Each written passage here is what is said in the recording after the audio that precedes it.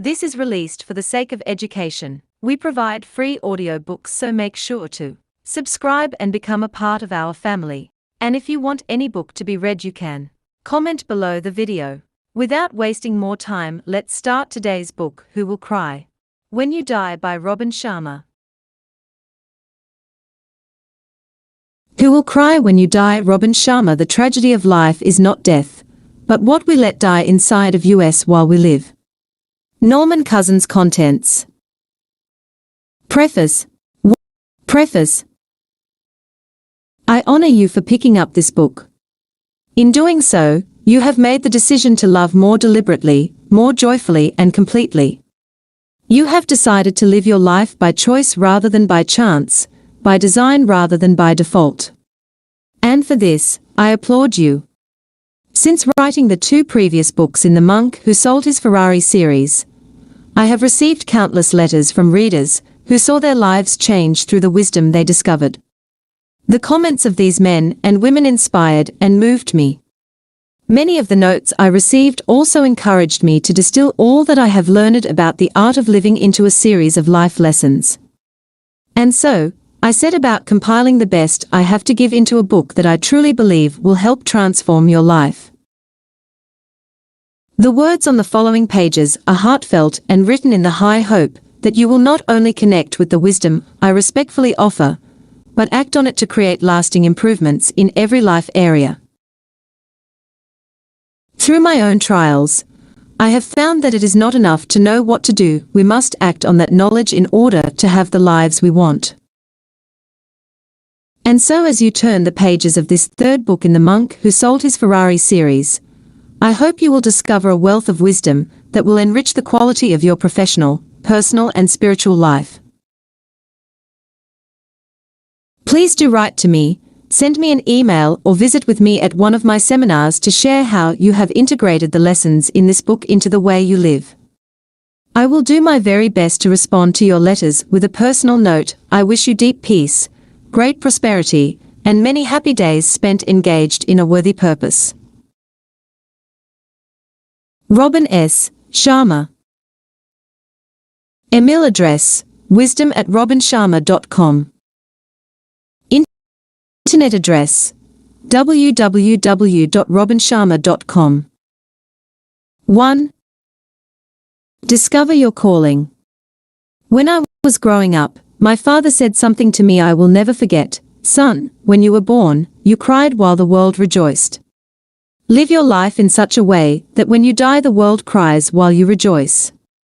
We live in an age when we have forgotten what life is all about. We can easily put a person on the moon, but we have trouble walking across the street to meet a new neighbor. We can fire a missile across the world with pinpoint accuracy, but we have trouble keeping a date with our children to go to the library. We have email, fax machines and digital phones so that we can stay connected, and yet we live in a time where human beings have never been less connected. We have lost touch with our humanity. We have lost touch with our purpose. We have lost sight of the things that matter the most. And so, as you start this book, I respectfully ask you, who will cry when you die? How many lives will you touch while you have the privilege to walk this planet? What impact will your life have on the generations that follow you? And what legacy will you leave behind after you have taken your last breath?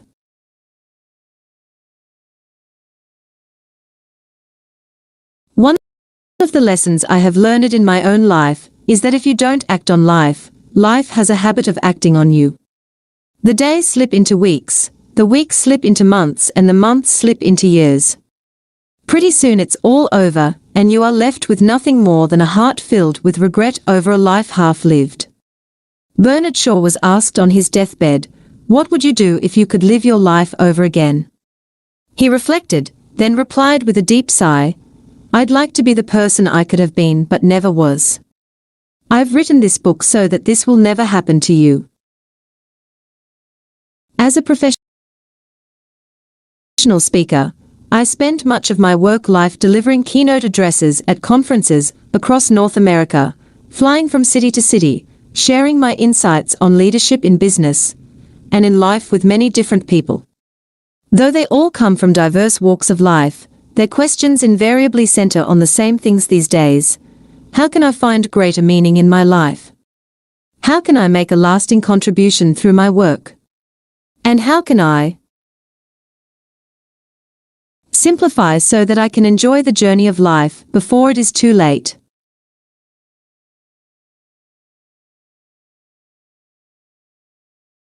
My answer always begins the same way: find your calling. I believe we all have special talents that are just waiting to be engaged in a worthy pursuit. We are all here for some unique purpose, some noble objective that will allow us to manifest our higher human potential while we, at the same time, add value to the lives around us. Finding your calling doesn't mean you must leave the job you now have. It simply means you need to bring more of yourself into your work and focus on the things you do best. It means you have to stop waiting for other people to make the changes you desire, and, as Mahatma Gandhi noted, be the change that you wish to see most in your world. And once you do, your life will change. 2. Every day, be kind to a stranger. On his deathbed, Aldous Huxley reflected on his entire life's learning and then summed it up in 7 simple words: let us be kinder to one another. All too often, we believe that in order to live a truly fulfilling life, we must achieve some great act or grand feat that will put us on the front covers of magazines and newspapers. Nothing could be further from the truth. A meaningful life is made up of a series of daily acts of decency and kindness, which, ironically, add up to something truly great over the course of a lifetime. Everyone who enters your life has a lesson to teach and a story to tell. Every person you pass during the moments that make up your days represents an opportunity to show a little more of the compassion and courtesy that define your humanity. Why not start being more of the person you truly are during your days and doing what you can to enrich the world around you? In my mind, if you make even one person smile during your day or brighten the mood of even one stranger, your day has been a worthwhile one. Kindness, quite simply, is the tent we must pay for the space we occupy on this planet. Become more creative in the ways you show compassion to strangers. Paying the toll for the person in the car behind you, offering your seat on the subway to someone in need, and being the first to say hello are great places to start. Recently, I received a letter from a reader of The Monk Who Sold His Ferrari, who lives in Washington State. In it she wrote, "I have a practice of tithing to people who have helped me along my spiritual path. Please accept the enclosed check of $100 with my blessing and gratitude." I quickly responded to her generous act by spending one of my audio tape programs in return, so she received value for the gift she sent me. Her gesture was a great lesson in the importance of giving sincerely and from the heart. 3. Maintain your perspective. One day, according to an old story, a man with a serious illness was wheeled into a hospital room where another patient was resting on a bed next to the window. As the two became friends, the one next to the window would look out of it, and then spend the next few hours delighting his bedridden companion with vivid descriptions of the world outside. Some days he would describe the beauty of the trees in the park across from the hospital, and how the leaves danced in the wind. On other days, he would entertain his friend with step-by-step replays of the things people were doing as they walked by the hospital. However, as time went on, the bedridden man grew frustrated at his inability to observe the wonders his friend described. Eventually he grew to dislike him, and then to hate him intensely. One night, during a particularly bad coughing fit, the patient next to the window stopped breathing.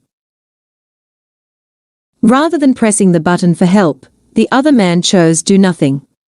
The next morning the patient, who had given his friend so much happiness by recounting the sights outside the window, was pronounced dead and wheeled out of the hospital room. The other man quickly asked that his bed be placed next to the window, a request that was complied with the attending nurse. But as he looked out the window, he discovered something that made him shake. The window faced a stark brick wall. His former roommate had conjured up the incredible sights that he described in his imagination as a loving gesture to make the world of his friend a little bit better during a difficult time. He had acted out of selfless love. This story never fails to create a shift in my own perspective when I think about it. To live happier, more fulfilling lives, when we encounter a difficult circumstance, we must keep shifting our perspective and continually ask ourselves, is there a wiser, more enlightened way of looking at this seemingly negative situation?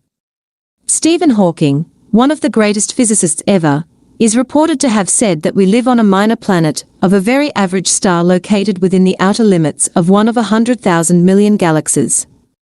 How's that for a shift in perspective?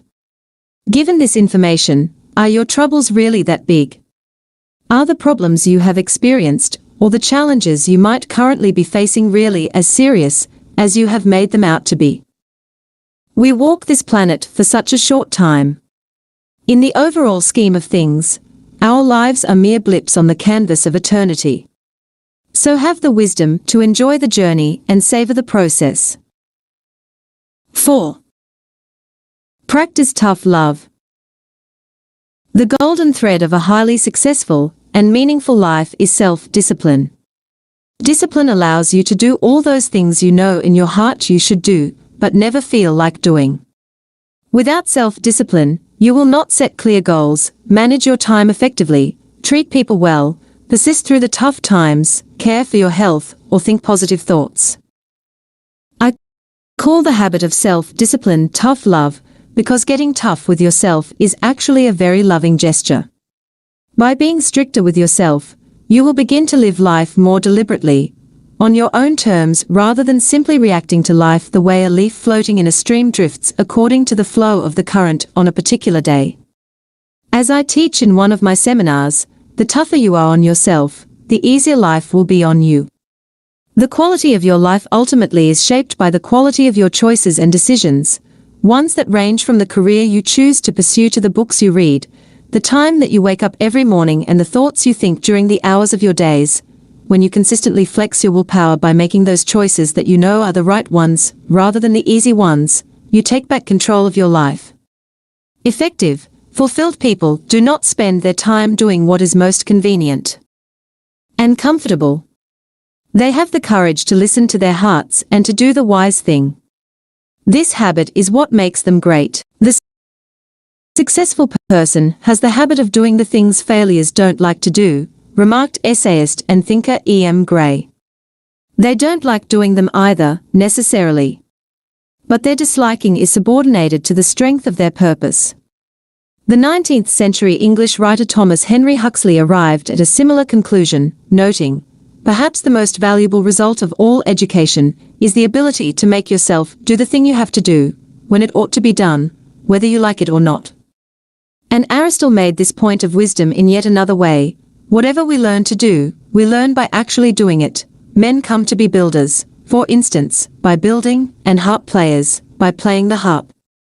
In the same way, by doing just acts we come to be just, by doing self-controlled acts, we come to be self-controlled, and by doing brave acts, we come to be brave. 5. Keep a journal. Maintaining a daily journal is one of the best personal growth initiatives you will ever take. Writing down your daily experiences along with the lessons you have drawn from them will make you wiser with each passing day. You will develop self-awareness and make fewer mistakes. And keeping a journal will help clarify your intentions so that you remain focused on the things that truly count. Writing in a journal offers you the opportunity to have regular one-on-one conversations with yourself.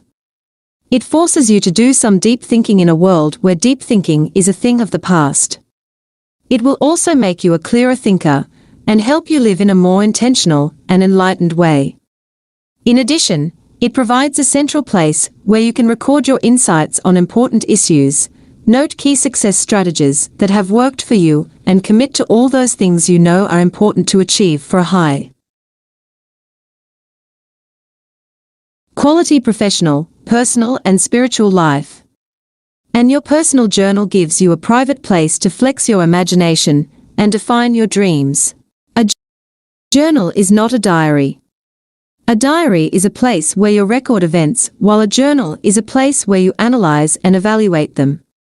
Keeping a journal encourages you to consider what you do, why you do it, and what you have learned from all you have done.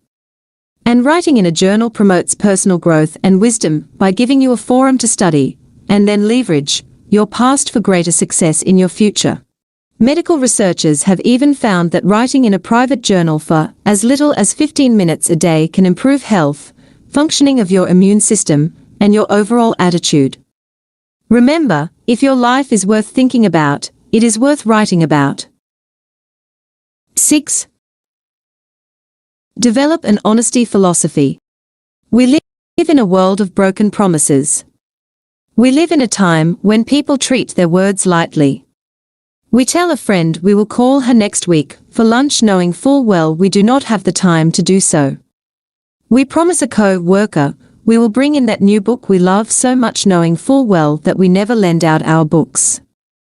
And we promise ourselves this will be the year we will get back into shape, simplify our lives and have more fun without any real intention of making the deep life changes necessary to achieve these goals. Saying things we don't really mean becomes a habit when we practice it long enough.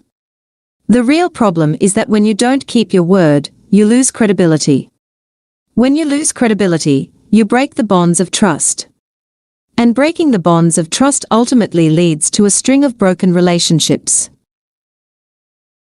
To develop an honesty philosophy, begin to monitor how many small untruths you tell over the course of a week. Go on what I call a truth fast for the next 7 days and vow to be completely honest in all your dealings with others and with yourself. Every time you fail to do the right thing, you fuel the habit of doing the wrong thing. Every time you do not tell the truth, you feed the habit of being untruthful. When you promise someone you will do something, do it.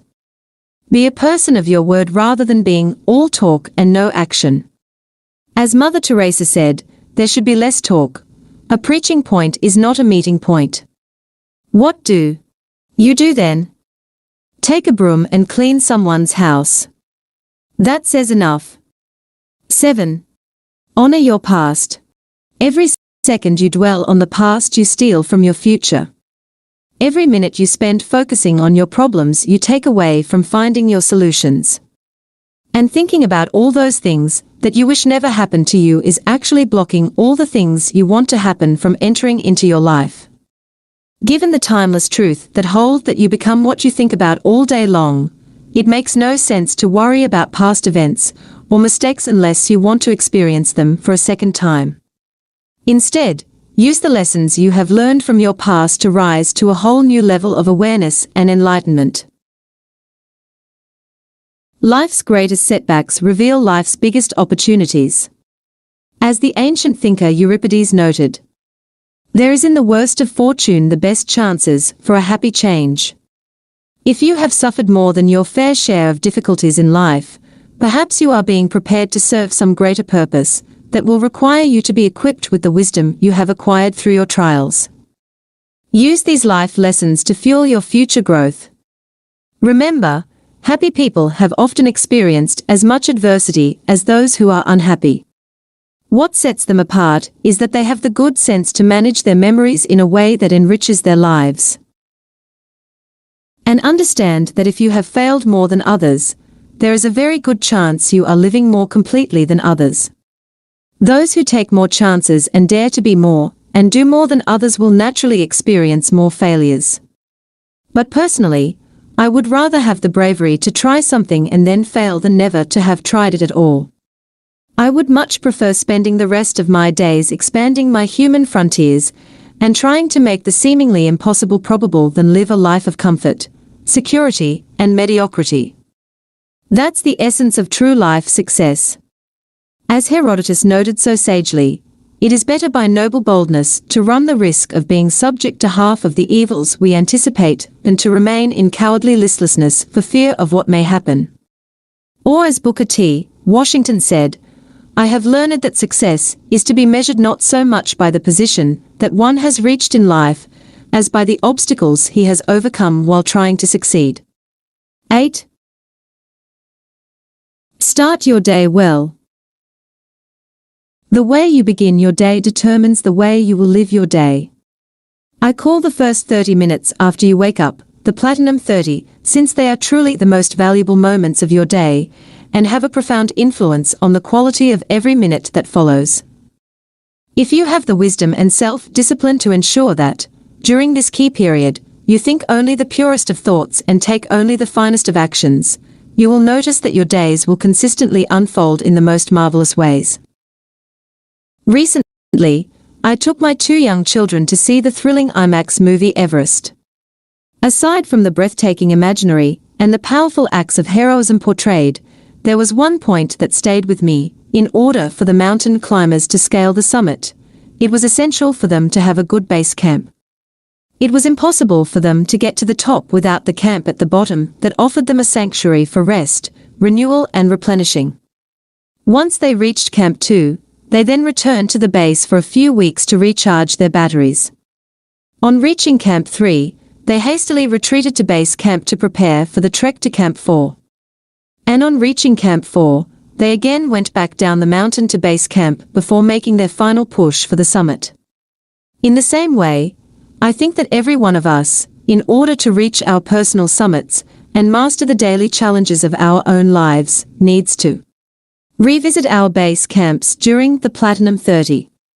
We need to go to a place where we can reconnect to our life's mission, renew ourselves and refocus on the things that matter most. In my own life, I have developed a very effective morning ritual that consistently gets my day off to a joyful and peace-filled start. After walking, I head down to my personal sanctuary, a little space I have created for myself where I can practice my renewal activities without being disturbed.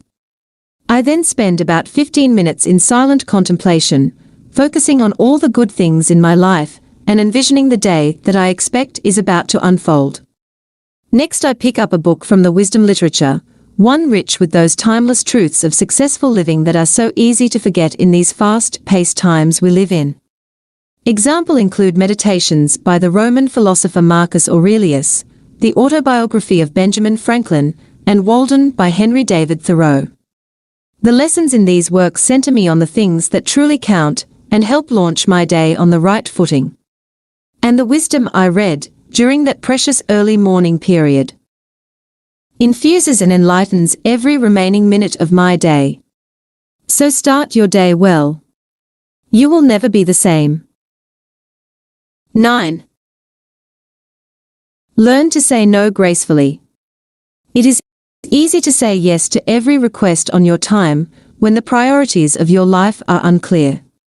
When your days are not guided by a rich and inspiring vision for your future, a clear image of an end result that will help you act more intentionally, it is not hard for the agendas of those around you to dictate your actions. As I wrote in Leadership Wisdom from the Monk Who Sold His Ferrari, if your priorities don't get scheduled into your planner, other people's priorities will get put into your planner. The solution is to be clear about your life's highest objectives, and then to learn to say no with grace. The Chinese sage Cheng Tzu told the story of a man who forged swords for a Maharaja. Even at the age of 90, his work was carried out with exceptional precision and ability. No matter how rushed he was, he never made even the slightest slip. One day, the Maharaja asked the old man, "Is this a natural talent, or is there some special technique that you use to create your remarkable results?" "It is concentration on the essentials," replied the sword crafter. "I took to forging swords when I was 21 years old. I did not care about anything else. If it was not a sword, I did not look at it or pay any attention to it. Forging swords became my passion and my purpose. I took all the energy that I did not give in other directions and put it in the direction of my art. This is the secret to my mastery." The most effective people concentrate on their areas of excellence, that is, on the thing they do best and on those high-impact activities that will advance their life work. In being so consumed by the important things, they find it easy to say no to their less than worthy distractions that clamor for their attention. Michael Jordan, the best basketball player in the game's history, did not negotiate his contracts, design his uniforms, and prepare his travel schedules. He focused his time and energies on what he did best, playing basketball, and delegated everything else to his handlers. Jazz great Louis Armstrong did not spend his time selling tickets to his shows and setting up chairs for the audience. He concentrated on his point of brilliance, playing the trumpet. Learning to say no to the non-essentials will give you more time to devote to the things that have the power to truly improve the way you live and help you leave the legacy you know in your heart you are destined to leave. 10. Take a weekly sabbatical. In ancient days, the seventh day of the week was known as the Sabbath. Reserved for some of life's most important, yet commonly neglected pursuits, including spending time with one's family and hours in deep reflection and self-renewal, it provided a chance for hard-working people to renew their batteries and spend a day living life more fully. However, as the pace of life quickened and more activities began to compete for people's attention, this wonderful tradition was lost along with the tremendous personal benefits that flowed from it.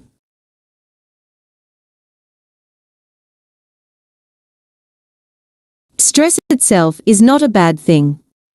It can often help us perform at our best, expand beyond our limits, and achieve things that would otherwise astonish us. Just ask any elite athlete.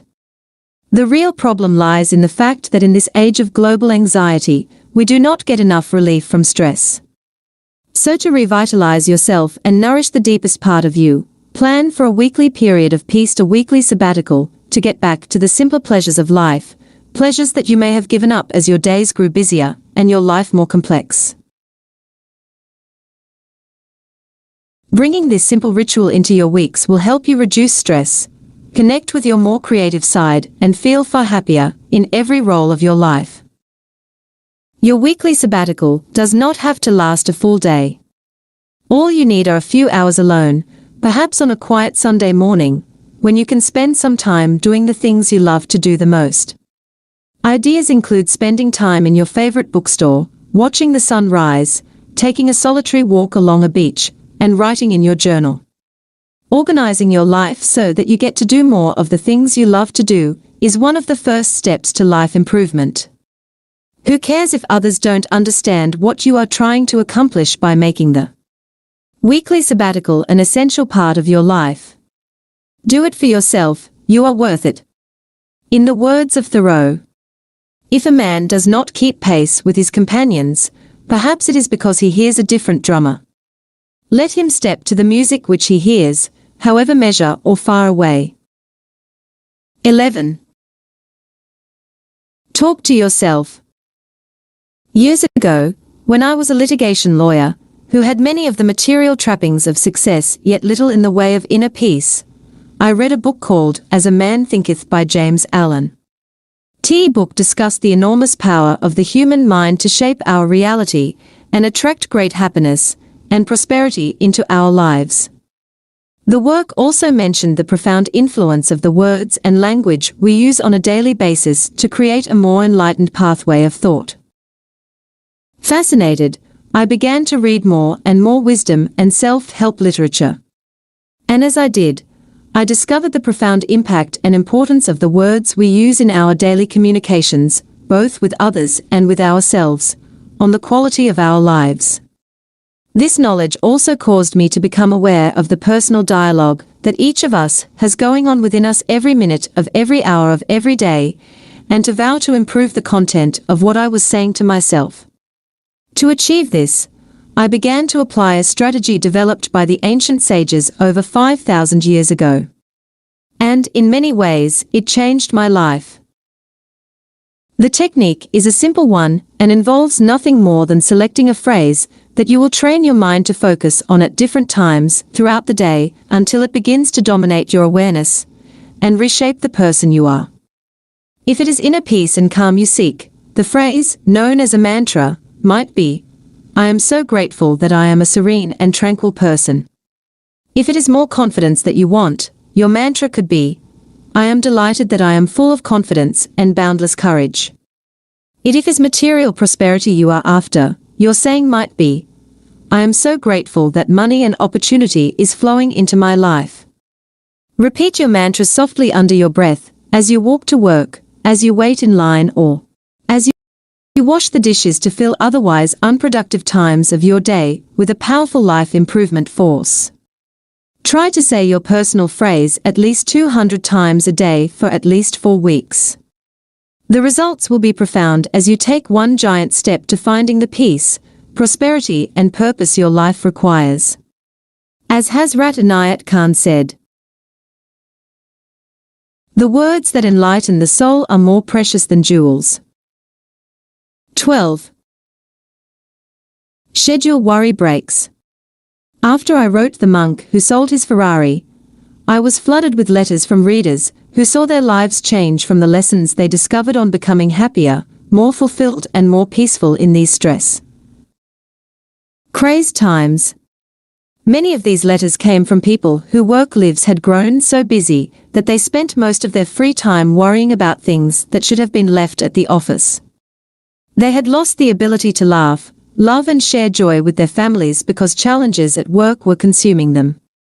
Too many people are spending the best years of their lives stuck in a state of constant worry. They worry about their jobs, the bills, the environment and their kids. And yet we all know deep in our hearts that most of the things we worry about never happen. It's like that great saying of Mark Twain's, I've had a lot of trouble in my life, some of which actually happened. My father, a particularly wise man who has had a deep influence on my own life, once told me that the Sanskrit character for funeral pyre is strikingly similar to the Sanskrit character for worry. I'm surprised, I replied. You shouldn't be, son, he gently offered. One burns the dead while the other burns the living. I know how dramatically the worry habit can reduce one's quality of life from personal experience. While in my late 20s, I was on the so-called fast track to success. I had received 2 law degrees from one of the country's most prestigious law schools, served as the law clerk for a chief justice, and was handling highly complex cases as a litigation lawyer. But I was often working too hard and worrying too much. I was waking up on Monday morning with a sinking feeling in the pit of my stomach and a deep sense that I was wasting my talents on work that was not aligned with the person I was. So I began to search for ways to improve my life, turning first to the self-help and life leadership literature, where I found a wealth of lessons for a more balanced, peace-filled and meaningful existence. One of the simple strategies I learned to conquer the worry habit was to schedule specific times to worry. What I now call worry breaks. If we are facing a difficulty, it is easy to spend all our waking hours focusing on it. Instead, I recommend that you schedule fixed times to worry, say, 30 minutes every evening. During this worry session, you may wallow in your problems and brood over your difficulties. But after that period ends, you must train yourself to leave your troubles behind and do something more productive, such as going for a walk in natural surroundings, or reading an inspirational book, or having a heart-to-heart conversation with someone you love. If during other times of the day you feel the need to worry, jot down what you want to worry about in a notebook, which you can then bring to your next worry break. This simple but powerful technique will help you gradually reduce the amount of time you spend worrying and eventually serve to eliminate this habit forever. 13. Model a child. A while ago, I took my 4-year-old son Colby to an Italian restaurant for lunch. It was a beautiful autumn day, and, as usual, my young son was full of energy and joy. We both ordered pasta for our main course, and then started to enjoy the freshly baked bread our waiter had brought. Little did I know that Colby was about to teach his father yet another lesson in the art of living. Rather than eating the bread while as most adults do, Colby took a different, far more creative approach. He began to scoop out the warm, soft part of the bread and left the crust intact. In other words, he had the wisdom to focus on the best part of the bread and leave the rest. Someone once said to me at a seminar, "Children come to us more highly evolved than adults to teach us the lessons we need to learn." And on that fine day, my little boy reminded me that as so-called grown-ups, we spend too much time focusing on the crust of life, rather than on all the good things that flow in and out of our days. We focus on our challenges at work, the pile of bills we have to pay and the lack of time to do all those things we need to do. But our thoughts do form our world, and what we think about does grow in our lives. What we focus on will determine our destiny, and so we must start focusing on the good stuff. In the weeks ahead, make the time to connect to your more playful side, the child within you. Take the time to study the positive qualities of children and model their ability to stay energized, imaginative, and completely in the moment. No matter what might be going on around them. And as you do, remember the powerful words of Leo Rossin, who observed, "You can understand and relate the most people better if you look at them, no matter how impressive they may be, as if they are children." For most of us never really grow up or mature all that much, we simply grow taller. Oh, to be sure, we laugh less and play less and wear uncomfortable disguises like adults, but beneath the costume is the child we always are, whose needs are simple, whose daily life is still best described by fairy tales. 14. Remember, genius is 99% inspiration. The celebrated inventor Thomas Edison is well known for his statement, "Genius is 1% inspiration and 99% perspiration." While I believe that hard work is essential to a life of real success and fulfillment, I think that being filled with a deep sense of inspiration and commitment to making a difference in the world is an even more important attribute. All of the great geniuses of the world were inspired and driven by their desire to enrich the lives of others. When you study their lives, you will discover that this desire became almost an obsession for most of them. It consumed them and occupied every cell of their minds. Edison was inspired to manifest the visions he saw on the picture screen of his imagination into reality. Jonas Salk, who discovered the polio vaccine, was inspired to help others from suffering from this dreaded affliction. And Marie Curie, the great Nobel Prize winning scientist, was inspired to serve humanity through her discovery of radium. As Woodrow Wilson said, "You are not here to merely make a living. You are here in order to enable the world to live more amply, with greater vision, with a finer spirit of hope and achievement. You are here to enrich the world, and you impoverish yourself if you forget the errand." How inspired are you in your own life? Do you jump out of bed on Monday mornings, or do you simply lie there with a sense of emptiness flooding through your body? If your level of inspiration is lower than you know it should be, read a good self-help book, or listen to a motivating audiocassette program. Attend a public lecture by someone you admire, or spend a few hours studying the biography of one of your heroes. Start spending time with people who are passionate about what they are doing in their lives and dedicated to making the best out of life. With a healthy dose of inspiration, you will quickly raise your life to a whole new plane of living.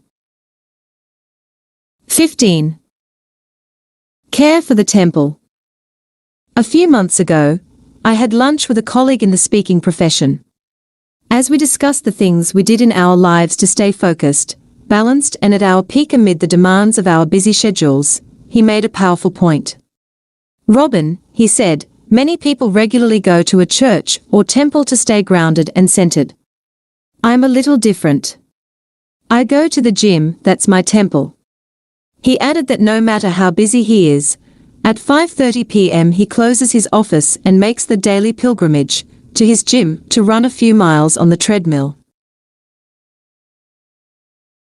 Nothing can stop him from taking this time to ensure his health and happiness. My friend's observation made me think of a saying of the ancient Romans that I quoted in my first book, Mega Living, Mens sana in corpore sano, which is Latin for, in a sound body rests a sound mind. It also made me realize that our bodies need to be treated like temples and considered sacred if we hope to live life fully and completely. Regular exercise will not only improve your health, it will help you think more clearly, boost creativity and manage the relentless stress that seems to dominate our days. And research has proven that exercise will not only add life to your years, it could add years to your life. One study of 18,000 Harvard alumni found that every hour spent on exercise added 3 hours of the participants' lives. Few investments will yield a better return than time spent on physical fitness. And remember, those who don't make time for exercise must eventually make time for illness. In my own life, I have set the goal of swimming 5 times a week. There is something special about the renewing power of swimming that I cannot begin to describe. I wish I could say I achieve this goal every single week, but I can't. Yet, having such a lofty objective keeps me focused on how important staying in peak physical condition is for my overall well-being and to the quality of my life. Without fail, every workout in the swimming pool brings the same results. I feel energized, serene, balanced and happy. And my exercise sessions also bring me something that I feel is truly priceless, perspective. After my 40-minute swims, and challenges I might be struggling with seem smaller, and worries I have become trivial, and I find myself living fully in the present moment. The act of caring for my physical temple reminds me that life's greatest pleasures are often life's simplest ones. 16. Learn to be silent. William Wordsworth sagely observed, "When from our better selves we have too long been parted by the hurrying works, sick of its business, of its pleasures tired, how gracious, how benign is solitude." When was the last time you made the time to be silent and still? When was the last time you carved out a chunk of time to enjoy the power of solitude to restore, refocus and revitalize your mind, body and spirit? All of the great wisdom traditions of the world have arrived at the same conclusion: to reconnect with who you really are as a person and to come to know the glory that rests within you. You must find the time to be silent on a regular basis. Sure, you are busy. But as Thoreau said, it is not enough to be busy, so are the ants. The question is, what are you so busy about? The importance of silence makes me think about the story of an old lighthouse keeper. The man had only a limited amount of oil to keep his beacon lit so that passing ships could avoid the rocky shores. One night, a man who lived close by needed to borrow some of this precious commodity to light his home, so the lighthouse keeper gave him some of his own. Another night, a traveler begged for some oil to light his lamp so he could keep on traveling. The lighthouse keeper also complied with this request and gave him the amount he needed. The next night, the lighthouse keeper was awakened by a mother banging on his door. She prayed for some oil so that she could illuminate her home and feed her family. Again he agreed. Soon all his oil was gone and his beacon went out. Many ships ran aground and many lives were lost because the lighthouse keeper forgot to focus on his priority. He neglected his primary duty and paid a high price. Experiencing solitude, for even a few minutes a day, will keep you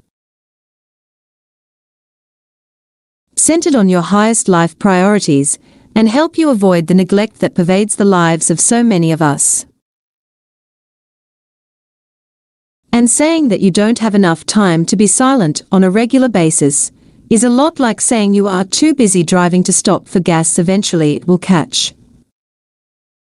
up with you.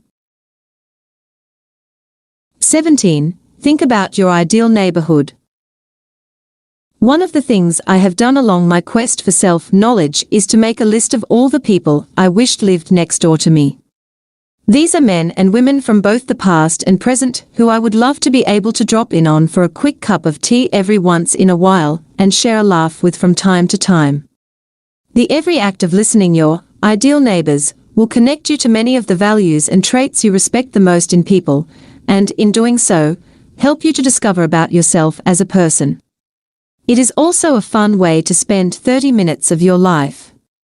Here are some of the people on my list: Norman Vincent Peale, the famed author of The Power of Positive Thinking; Henry David Thoreau, the great American philosopher, and the author of Walden, one of my favorite books; Baltasar Gracian, the Jesuit scholar, who became one of Spain's greatest writers; Billie Holiday, the great jazz singer; Nelson Mandela, the freedom fighter;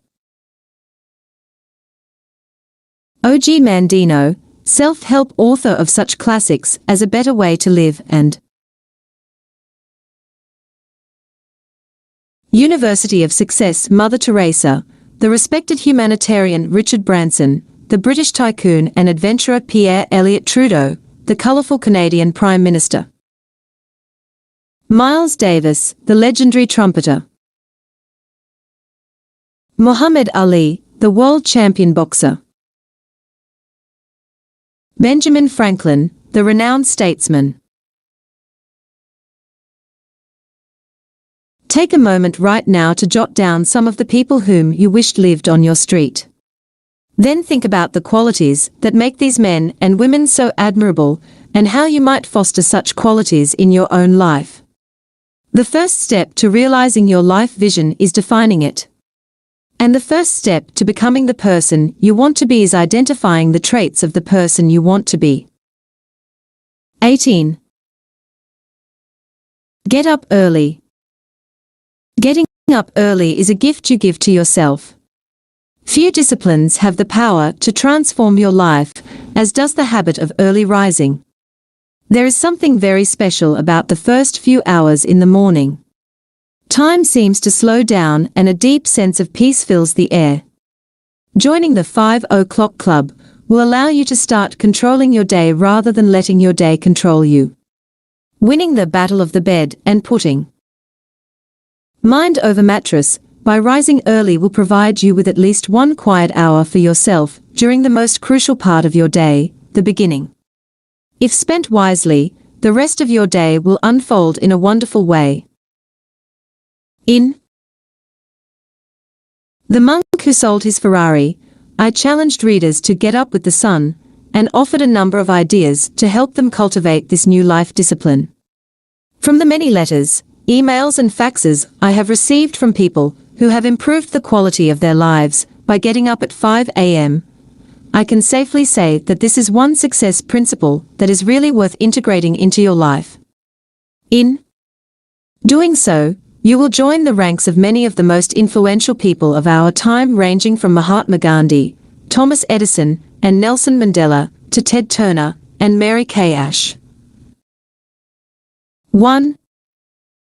Reader of The Monk, a marketing executive, wrote that her stress level fell so dramatically once she started rising early that her team at the office presented her with a paperweight bearing the following inscription: "To our MIP, most improved player.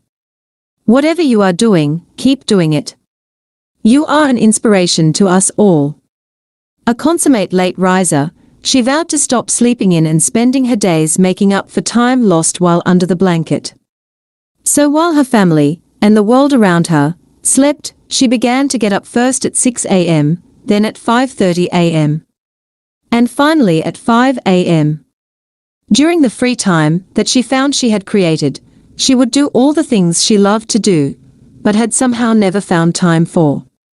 Listening carefully to classical music, writing letters, reading the classics, and walking were just some of the activities that she used to rekindle her spirit and reconnect with a part of herself she thought she had lost. By getting up early, she began to care for herself again. And by doing so, she became a much better parent, spouse, and professional. To cultivate the habit of getting up earlier, the first thing to remember is that it is the quality rather than the quantity of sleep that matters most.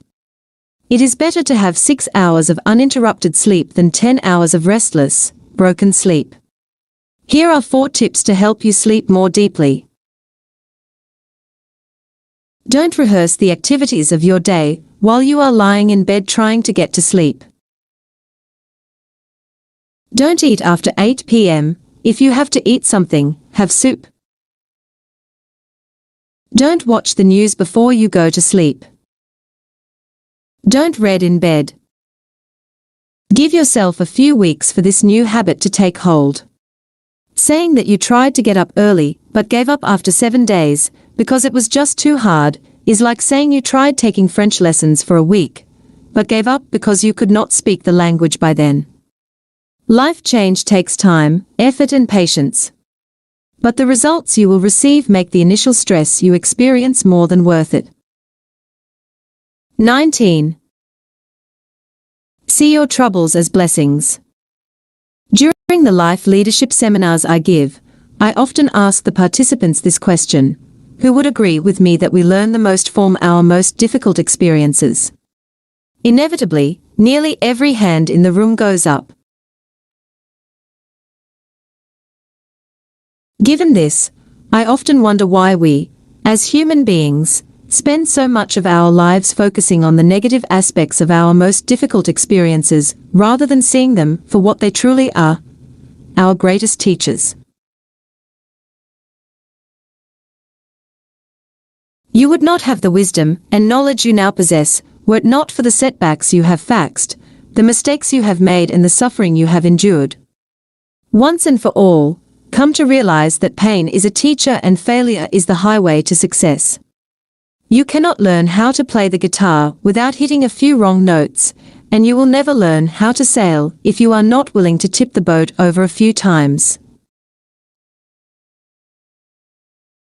Begin to see your troubles as blessings, resolve to transform your stumbling blocks into stepping stones, and vow to turn your wounds into wisdom. Like most people, I have encountered my own share of pain as I have advanced along the path of life. But I always try to remind myself that our character is shaped, not through life's easiest experiences, but during life's toughest ones. It is during life's most trying times that we discover who we really are and the fullness of the strength that lies within us. If you are currently experiencing challenges of your own, I respectfully offer the following words of Rainer Maria Rilke, which have helped me greatly when life throws one of its curves my way.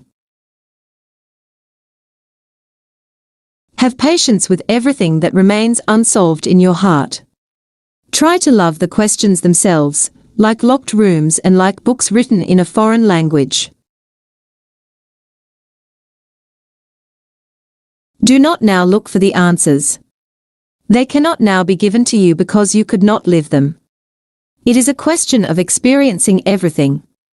At present, you need to live the question. Perhaps you will gradually, without even noticing it, find yourself experiencing the answer some distant day. 20. Laugh more. According to one study, the average 4-year-old laughs 300 times a day, while the average adult laughs about 15 times a day. With all the obligations, stresses and activities that till our days, we have forgotten how to laugh. Daily laughter has been shown to elevate our moods, promote creativity, and give us more energy. Comedian Steve Martin reportedly laughs for 5 minutes in front of the mirror every morning to get his creative juices flowing and to start his day on a high note. Try it, it works. Laughter therapy has even been used to cure illnesses and heal those with serious ailments. As William James, the father of modern psychology, observed, we don't laugh because we are happy. We are happy because we laugh. A friend of mine, always known for his wise ways, made it his New Year's resolution one year to laugh more. Every few weeks, he would go to his local video store and rent a Three Stooges movie. Or buy a book of humor, which he would then dip into when he had a few free moments during the course of his day. A positive person already, he began to notice that he felt even happier, and started to laugh even more than before he undertook this personal development initiative. Because of all the humor he surrounded himself with and the new awareness it created in his life, he also began to see the lighter side of things, and no longer experienced the level of stress he had felt in his professional pursuits. This simple discipline raised him to a whole new level of living and effectiveness. Why not follow my friend's lead and head down to your local video store to stock up on the latest funny movies? Then pick up a few books, perhaps something from Gary Larson's Far Side series or the much-read Dilbert. Cartoons to stimulate your laughter habit. Reconnect to your playful side and enjoy the wonders of a deep belly laughter. 21. Spend a day without your watch. Last fall, I did something I have not done for many years. I left my watch at home and spent an entire day without looking at the time. Rather than living by the clock and planning everything I was going to do that day, I simply lived for the moment and did whatever I felt like doing. I became a true human being rather than merely a human doing.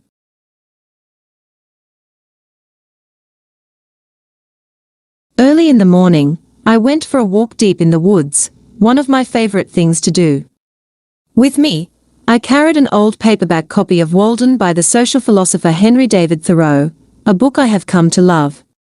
After finding a beautiful place to sit and read, I experienced one of those moments of synchronicity where something perfect happens at just the right time.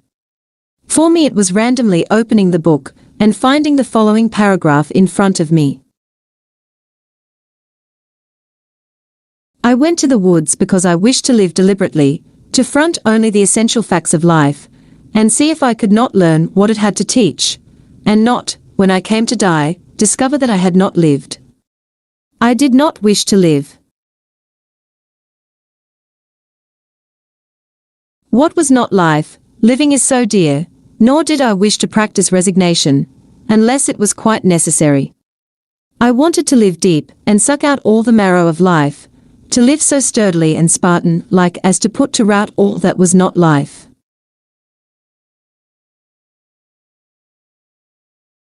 I reflected on this great man's words and soaked up the miraculous beauty of the scene around me. The rest of the day was spent in a bookshop, watching Toy Story with my kids, relaxing with the family on our patio, and listening to my favorite pieces of music. Nothing expensive. Nothing complicated. But completely fun. 22. Take more risks. I'll make you this promise, on your deathbed, in the twilight of your life, it will not be all the risks you took that you will regret the most. Rather, what will fill your heart with the greatest amount of regret and sadness will be all those risks that you did not take, all those opportunities you did not seize, and all those fears you did not face. Remember that on the other side of fear lies freedom. And stay focused on the timeless success principle that says, life is nothing more than a game of numbers. The more risks you take, the more rewards you will receive. Or in the words of Sophocles, fortune is not on the side of the faint-hearted. To live your life to the fullest, start taking more risks and doing the things you fear. Get good at being uncomfortable and stop walking the path of least resistance. Sure, there is a greater chance you will stub your toes when you walk the road less traveled, but that is the only way you can get anywhere. As my wise mother always says, you cannot get to third base with 1 foot on second. Or as André Gide observed, one does not discover new lands without consenting to lose sight of the shore for a very long time. The real secret to a life of abundance is to stop spending your days searching for security and start spending your time pursuing opportunity. Sure, you will meet with your share of failures if you start.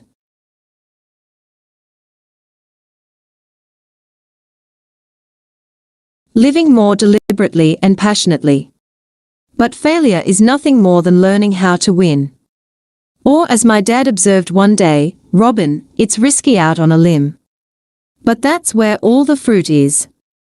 As I wrote in an earlier lesson, life is all about choices. Deeply fulfilled and highly actualized people simply make wiser choices than others. You can choose to spend the rest of your days sitting on the shore of life in complete safety, or you can take some chances, dive deep into the water, and discover the pearls that lie waiting for the person of true courage. To keep me inspired and centered on the fact that I must keep stretching my own personal boundaries as the days go by, I have posted the following words of Theodore Roosevelt in the study where the first write.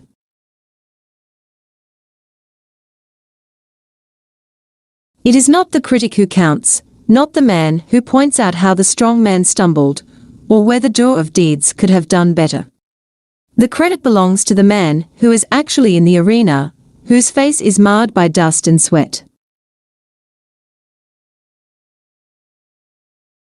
and blood, who strives valiantly, who errs and comes short again and again, who knows the great enthusiasms, the great devotions, and spends himself in a worthy cause, who at best knows in the end the triumphs of high achievement, and who at the worst, if he fails, at least fails while daring greatly, so that his place shall never be with those cold and timid souls who know neither victory nor defeat. 23. Live a Life. On being asked about the ups and downs of his career, movie star Kevin Costner responded with these words. "I'm living a life." I found this reply to be profound. Rather than spending his days judging the events and experiences of his life as either good or bad, he adopted a neutral stance and simply decided to accept them for what they are, a natural part of the path he is on.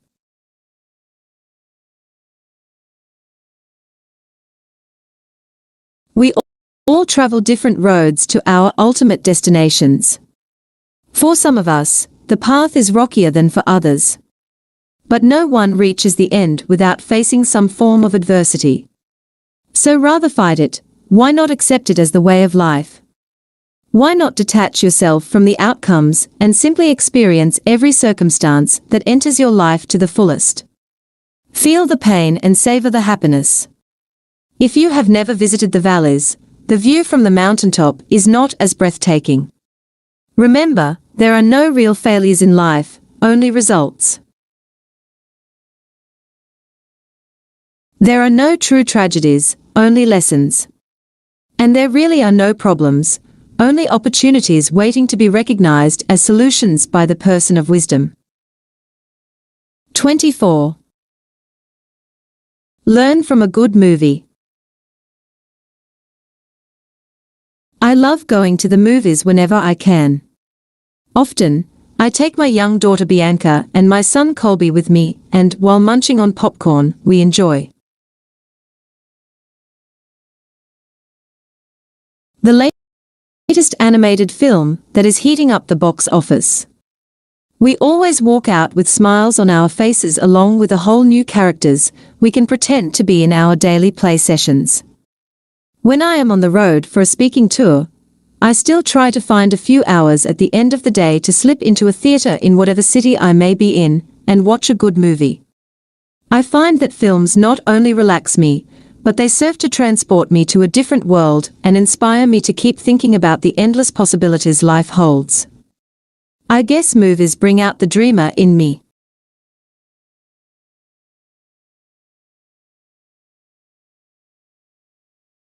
Recently, I saw an Italian movie called Life is Beautiful. Though it was subtitled, it kept me riveted for nearly 3 hours and moved me like no film I have seen in quite some time. Much of the story centers on a loving father and his relationship with his young son. Early on, the two are inseparable and share many great times. Suddenly, one afternoon, the two are taken away from their home and placed on a train bound for Auschwitz, the notorious Nazi concentration camp. The rest of the movie shows the incredible lengths the father goes to, not only to keep his son alive, but to actually keep him happy through their horrifying ordeal. Though the father ultimately sacrifices his own life at the end, life is beautiful, is a powerful reminder that living is a gift and we must make the best of it, every day of our lives. A good movie can restore your perspective, reconnect you to the things you value most and keep you enthusiastic about all the things in your life. And as Ralph Waldo Emerson said, nothing great was ever achieved without enthusiasm. 25. Bless your money. If you ever get to London, England, visit Foyles, which is among the oldest bookstores in the city. I have found more gems by browsing along its dusty shelves than in any other bookshop I have visited around the world. Being a dedicated student of self-help literature myself, I generally gravitate to that section in the store. I always look for a little-known work that will offer me a few new insights on the art of living and help me improve the quality of my own life. And in Foyles, I always find one. A few years back, I found a book entitled Bring Out the Magic in Your Mind. It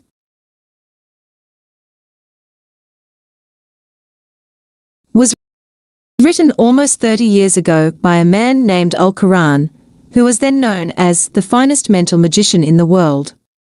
In a chapter entitled The Secret of Wealth, he writes the following: when you send your money out, remember always to bless it. Ask it to bless everybody that it touches, and command it to go out and feed the hungry and clothe the naked, and command it to come back to you 1,000,000-fold. Don't pass over this lightly. I am serious.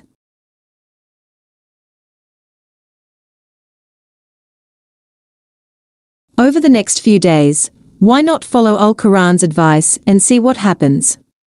When you pay for your groceries, silently bless all those who have helped bring this food to you, the farmers who have grown it, the delivery people who have carried it, and the store clerks who have stocked it. If you are writing a check for your children's education, why not give silent appreciation to all the teachers who are spending their days shaping the minds of your kids, and to all the others who make their work possible? When you pull out a few bills to buy that magazine off the rack in a convenience store, bless the person who is toiling away behind the counter and hope the money adds value to the quality of his or her life. As that timeless truth says, the hand that gives is the hand that gathers. 26. Focus on the worthy. A while ago a FedEx package arrived at my office. Inside was an envelope with a gold seal placed on the fold and my name carefully written on the front. I quickly opened it and began to read the letter within. It was from the CEO of a major corporation, who had picked up my book Leadership Wisdom from the monk who sold his Ferrari at an airport while on his way to a business meeting in Europe. He said he was a lifelong student of leadership and was intrigued by the title, which had brought a smile to his face.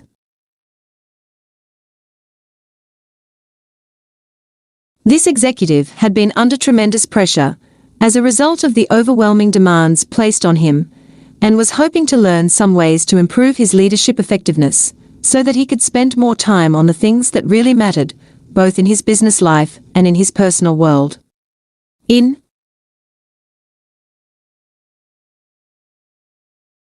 his letter, he wrote, "As I read your story about this man whose life had become too complex and out of control, I began to connect with a part of myself that I had not connected with for many, many years.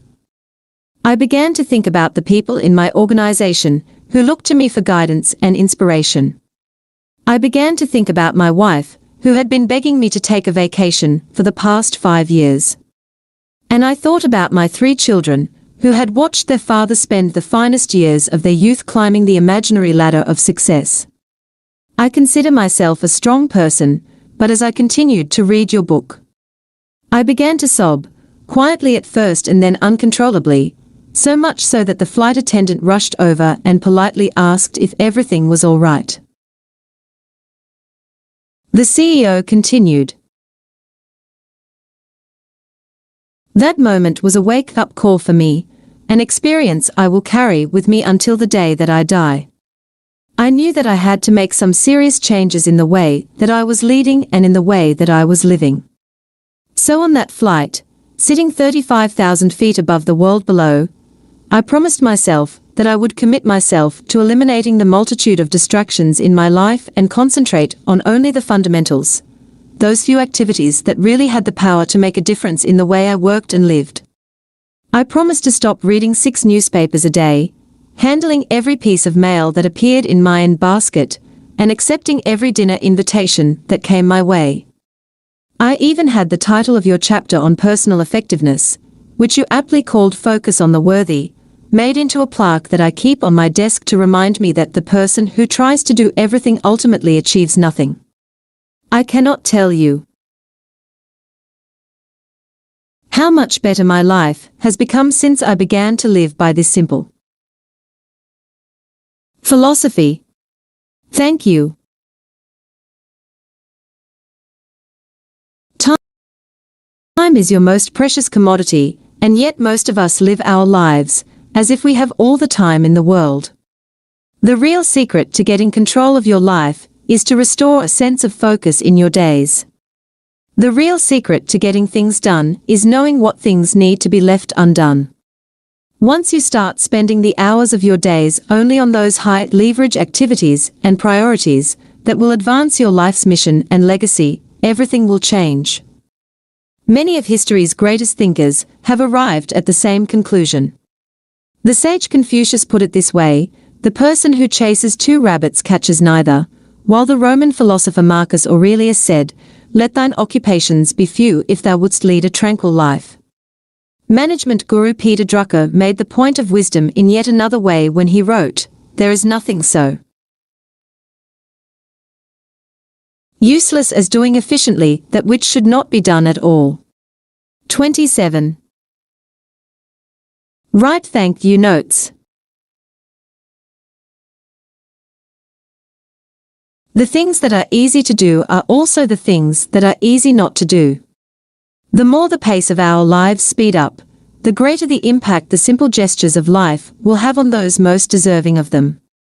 And near the very top of my list of simple gestures that have profound consequences is the lost art of writing thank you notes.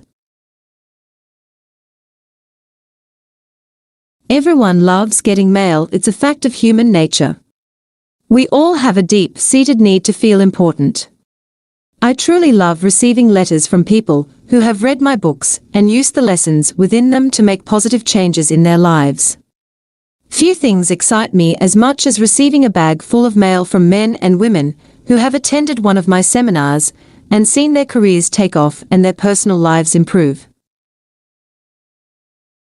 And knowing how much joy I feel when I receive mail from others, I try my best to respond to every letter that comes across my desk with a thank you note of my own.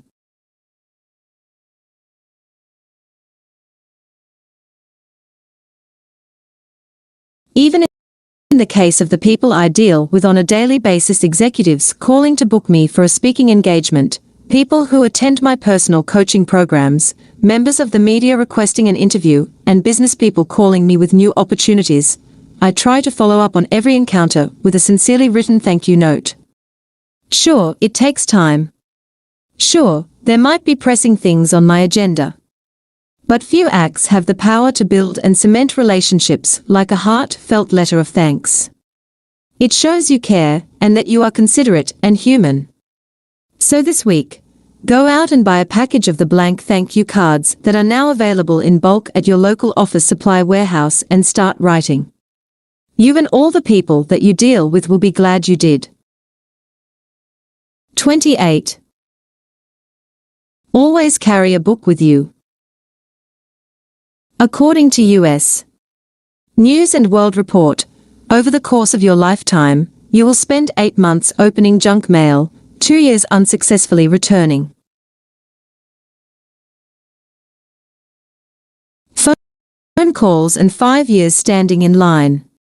Given this startling fact, one of the simplest yet smartest time management strategies you can follow is to never go anywhere without a book under your arm. While others waiting in line are complaining, you will be growing and feeding your mind a rich diet of ideas found in great books.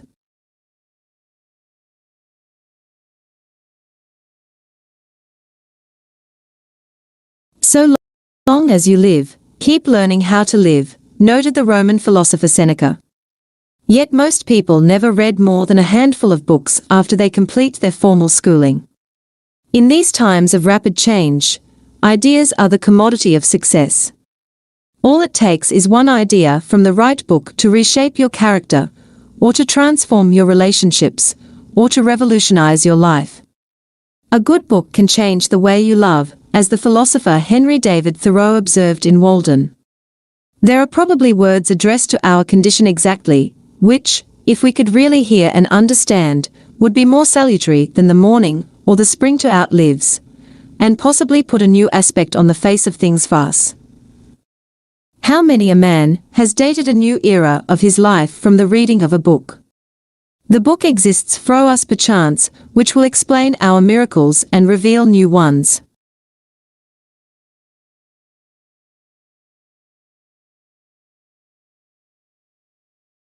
How high you will rise in your life will be determined not by how hard you work, but by how well you think. As I say in my leadership speeches, the greatest leaders in this new economy will be the greatest thinkers. And the person you will be 5 years from now will come down to two primary influences: the people you associate with and the books you read. I often joke with my seminar audiences that I play Cinderella tennis. I try hard, but I never quite make it to the ball. Yet when I play tennis with someone better than I am, something almost magical happens to my game. I make shots that I have never made before, gracefully floating through the air with an ease that would make even the best player blush. Reading good books creates much the same phenomenon. When you expose your mind to the thoughts of the greatest people who have walked this planet before you, your game improves, the depth of your thinking expands, and you rise to a whole new level of wisdom. Deep reading allows you to connect with the world's most creative, intelligent, and inspiring people. 4 hours a day. Aristotle, Emerson, Seneca, Gandhi, Thoreau, Dorothea Brande, and many of the wisest women and men who grace our planet today are just waiting to share their knowledge with you through their books. Why? Wouldn't you seize such an opportunity as often as you could? If you have not read today, you have not really lived today. And knowing how to read, but failing to do so puts you in exactly the same position as the person who cannot read but wants to. 29. Create a love account.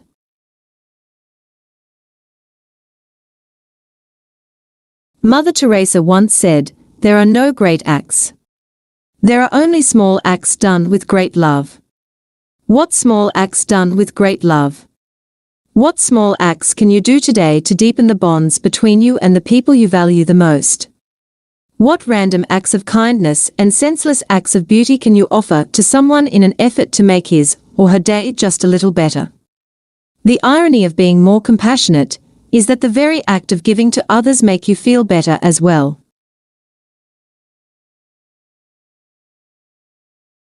To practice being more loving, create a love account.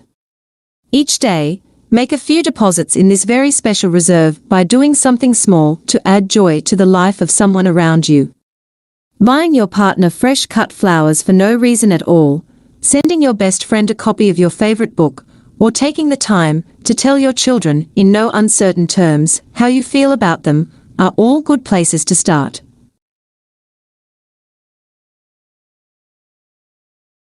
If there is one thing that I have learned in life, it is that the little things are the big things. Those tiny, daily deposits into the love account will give you far more happiness than any amount of money in your bank account. As Emerson said so eloquently, without the rich heart, wealth is an ugly beggar. Or as Tolstoy wrote, the means to gain happiness is to throw out for oneself like a spider in all directions an adhesive web of love, and to catch in all that comes. 30. Get behind people's eyeballs. One of the deepest of all the human hungers is the need to be understood, cherished and honored. Yet, in the fast-paced days we live in, too many people believe that listening involves nothing more than waiting for the other person to stop talking.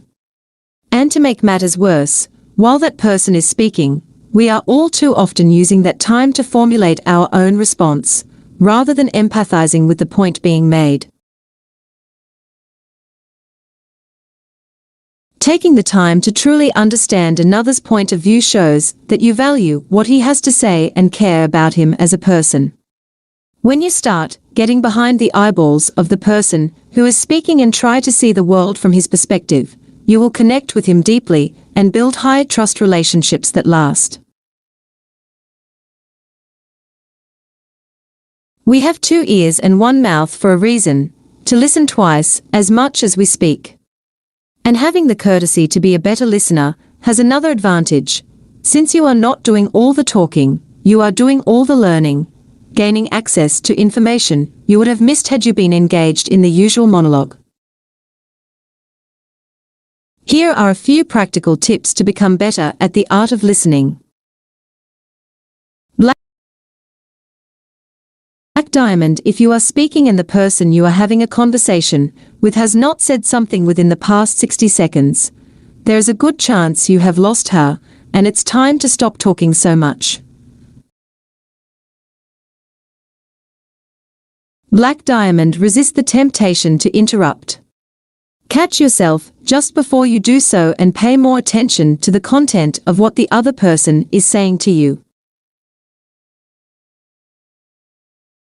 Black diamond: if appropriate, i.e., in a business setting, take notes. Few things more readily show the other person in a conversation that you genuinely wish to learn from what she has to say than pulling out a notepad and making notes while she speaks. Black diamond: after the other person makes her points, rather than immediately responding with your opinion, reflect on what you have just heard. Saying something such as, "Just to make sure I understand you, are you saying?" and doing so with complete sincerity will bring you much closer to the people you interact with every day of your life. 31. List your problems. A problem well stated is a problem half solved, said Charles Kettering. There is something very special that happens when you take out a piece of paper and list every single one of your problems on it. It is very much like the peaceful feeling you get after telling your best friend about something that has been troubling you for weeks. A weight somehow falls from your shoulders. You feel lighter, calmer and freer. I have discovered that while our minds can be our best friends, they can also be our worst enemies. If you keep thinking about your problems, pretty soon you will find you think about little else. The mind is a strange creature in this regard. The things you want it to remember it forgets, but all those things you want it to forget, it remembers. I have people coming to my seminars who tell me they are still mad about what someone did to them 15 years ago, or still annoyed at what a rude sales clerk said to them last month. To let go of the mental clutter that your problems tend to generate, list all your worries on a piece of paper. If you do so, they will no longer be able to fester in your mind and drain your valuable energy. This simple exercise will also permit you to put your problems into perspective and tackle them in an orderly, planned sequence. Among the many successful people who have used this technique are martial arts master Bruce Lee and Winston Churchill, who once said, "It helps to write down half a dozen things which are worrying me. 2 of them, say, disappear. About 2, nothing can be done, so it's no use worrying, and 2 perhaps can be settled." 32. Practice the action habit. Wisdom is knowing what to do next, skill is knowing how to do it, and virtue is doing it, observed David Starr Jordan. Most of us know what we need to do in order to live happier, healthier and more fulfilling lives. The real problem is that we don't do what we know. I have heard many motivational speakers say, knowledge is power. I disagree. Knowledge is not power. Knowledge is only potential power. It transforms itself into actual power the moment you decisively act on it. The mark of a strong character lies not in doing what is fun to do, or what is easy to do. The sign of deep moral authority appears in the individual who consistently does what he ought to be doing rather than what he feels like doing. A person of true character spends his days doing that which is the right thing to do. Rather than watching television for 3 hours after an exhausting day at work, he has the courage to get up off the couch and read to his kids. Instead of sleeping in on those cold wintry mornings, this individual exercises his natural reserves of self-discipline and gets out of bed for a run. And since action is a habit, the more positive actions you take, the more you feel like taking.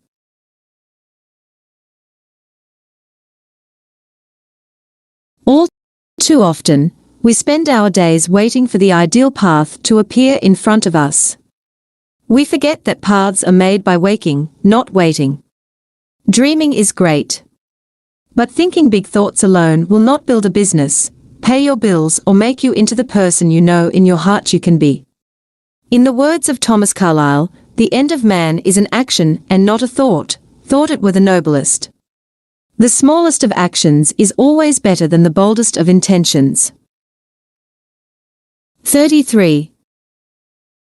See your children as gifts.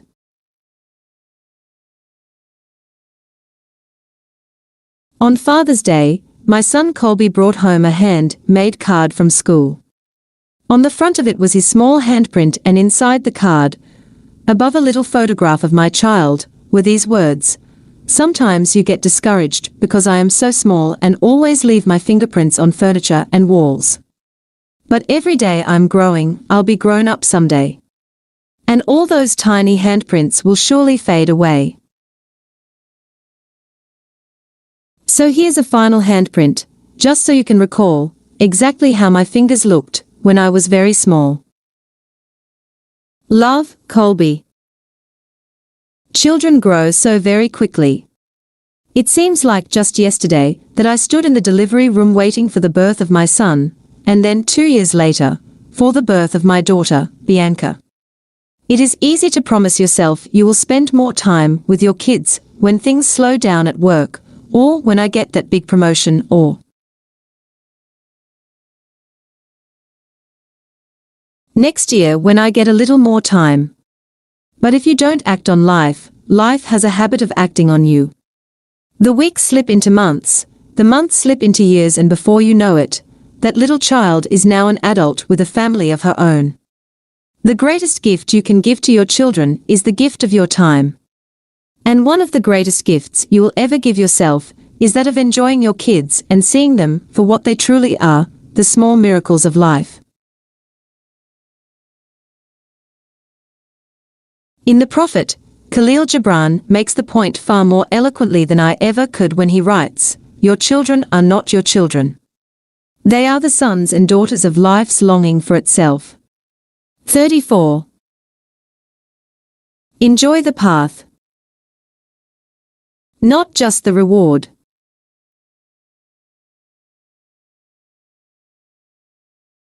In my work, I am often asked to teach people how to set and achieve goals. When I ask my audiences, "Why is it so important that you realize your goals?" they often answer, "Because getting the things I want will make me happy." While there is an element of truth in this answer, getting the things we want often does bring a measure of joy into our lives, it somehow misses the mark.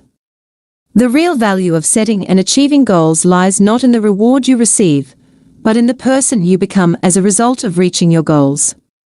This simple distinction has helped me to enjoy the path of life while, at the same time, staying focused on meeting my personal and professional objective.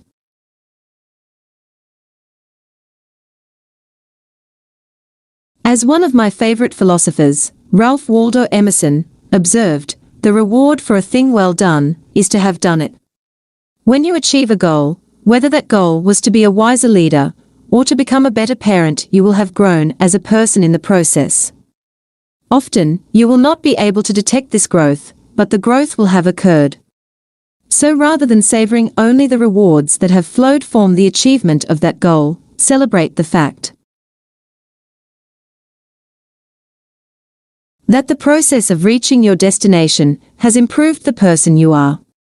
You have built self-discipline, discovered new things about your abilities, and manifested more of your human potential. These are reward in and of themselves. 35. Remember that awareness precedes change. You will never be able to eliminate a weakness you don't even know about. The first step to eliminate a negative habit is to become aware of it. Once you develop an awareness about the behavior you are trying to change, you will be well on your way to replacing it with one that is more helpful.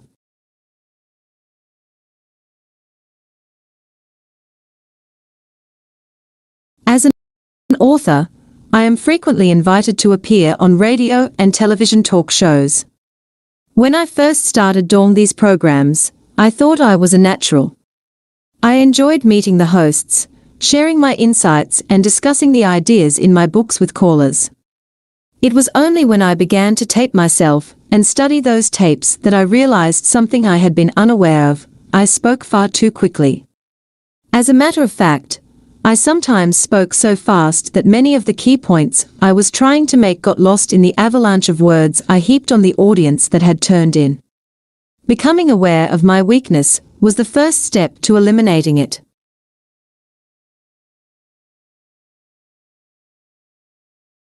I then went to my favorite bookstore and bought 5 books on effective communication. In addition, I ordered a series of audio cassettes that contained the speeches of some of the world's top speakers. I also joined the National Speakers Association. Finally, I picked up the phone and called a number of media personalities whom I felt I could learn from and invited them out for a quick lunch. Not one refused. Over a matter of weeks, I educated myself on how to improve my delivery on TV and radio so that I could share my message more effectively.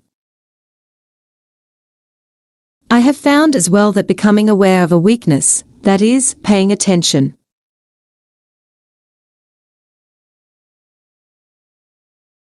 to it, also attracts more solutions into one's life. For example, as soon as I realized that I needed to slow down to communicate in a better way, I started to notice seminars on the subject advertised in the paper. I also noticed that the right books appeared on the shelves of the bookstores where I was browsing and found people who could coach me.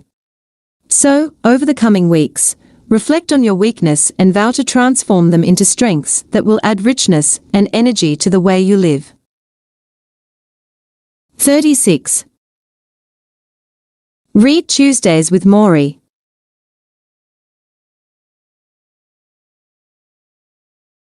While I was on the Denver stop of the American book tour for the monk who sold his Ferrari, I dropped into the airport bookstore before boarding the flight home. As I looked through the latest bestsellers, a small book with a simple cover caught my attention. Its title read Tuesdays with Maury, an old man, a young man, and life's greatest lesson. This was the book that at least a dozen booksellers on the tour had suggested I buy, since it was, in many ways, similar to the one I had just written, and so I picked it up. After takeoff, I thought I would browse through the book for a few minutes before taking a much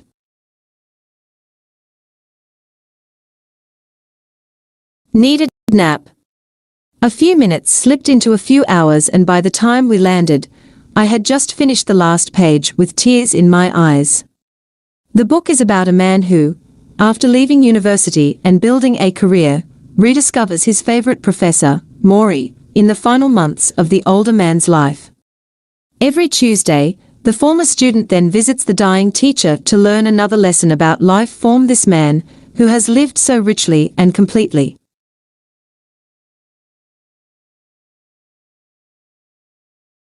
A real-life account, The lessons Maury offers during these Moving Tuesday sessions include how to avoid a life of regret, the value of family, the importance of forgiveness, and the meaning of death, where he makes the powerful remark, "Once you learn how to die, you learn how to live."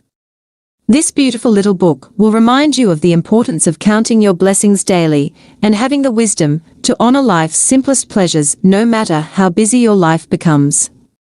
One of the legacies I will leave to my two children will be a library of books that have inspired and touched me. And Tuesdays with Maury will be one that will sit out in front.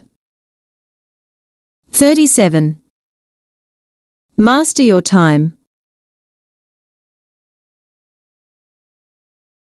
I have always found it ironic that so many people say they would do anything for a little more time every day, and yet they squander the time they already have. Time is life's great leveler. We all have the same allotment of 24 hours in a day. What separates the people who create great lives from the also-rans is how they use these hours.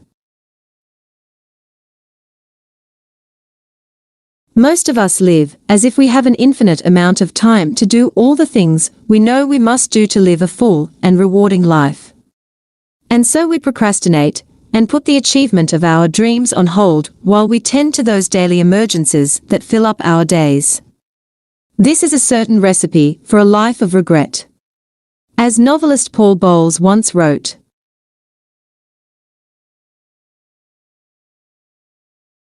"Because we don't know when we will die, we get to think of life as an inexhaustible well. Yet everything happens only a certain number of times, and a very small number, really.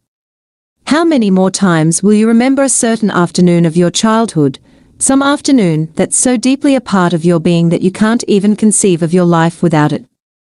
Perhaps 4 or 5 times more. Perhaps not even that. How many more times will you watch the full moon rise? Perhaps 20. And yet it all seems limitless. Commit yourself to managing your time more effectively. Develop a keen sense of awareness about how important your time really is. Don't let people waste this most precious of commodities, and invest it only in those activities that truly count. 38. Keep your cool.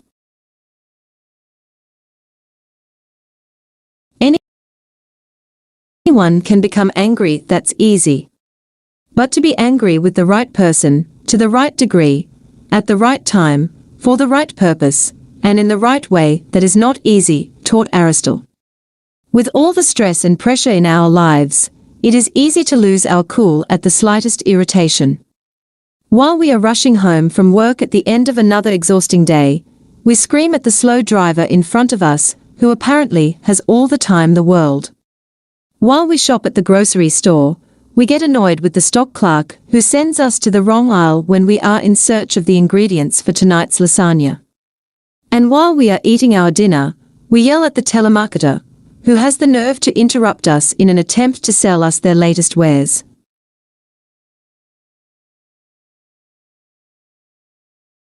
The problem with losing your temper on a daily basis is that it becomes a habit.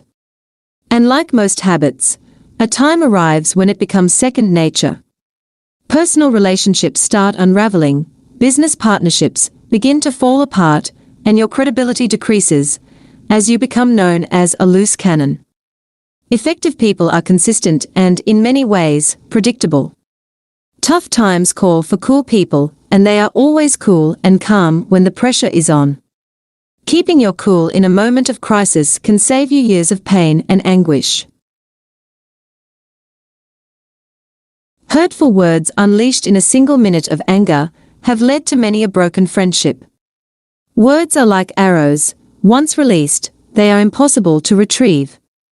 So choose yours with care.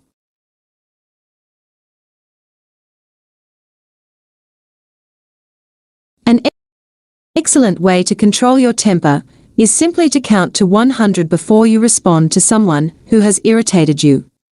Another strategy to use is what I call the 3-gate test.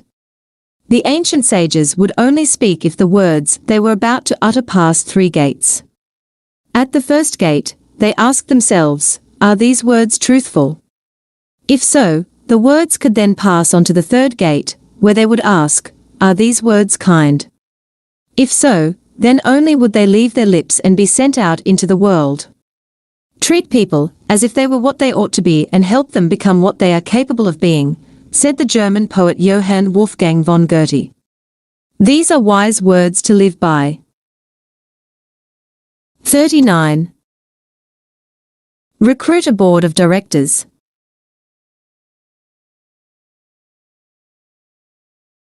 To succeed in these times of breakneck change, companies will often recruit a board of directors to help them make more effective decisions and lead them in the right direction during stormy times. By consulting men and women of wisdom, these organizations reduce the number of mistakes they make, boost corporate effectiveness, and increase their credibility in the marketplace.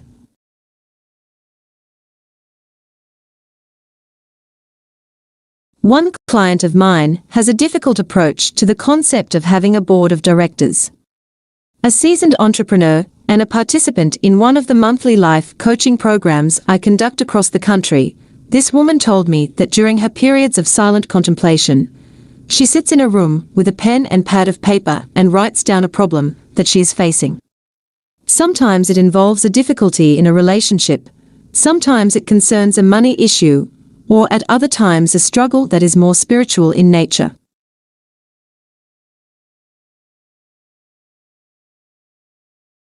Once in a state of deep relaxation, she then calls upon her personal board of directors to help her solve problems. The twist: the members of her board are no longer alive.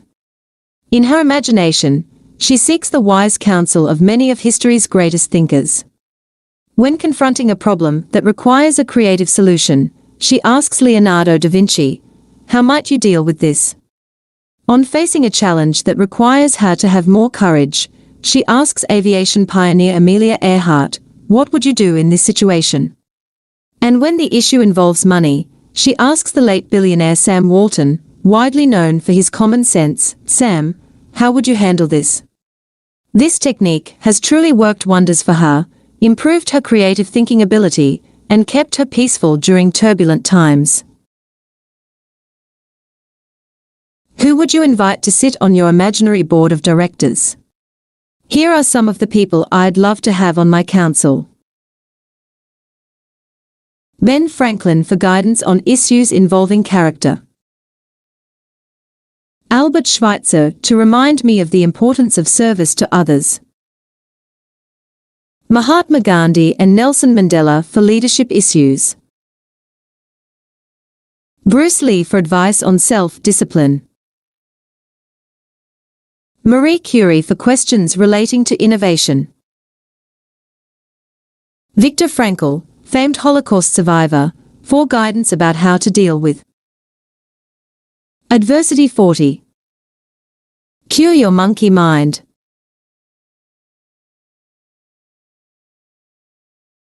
To get the best from life, you must be completely present and mindful in every minute of every hour of every day.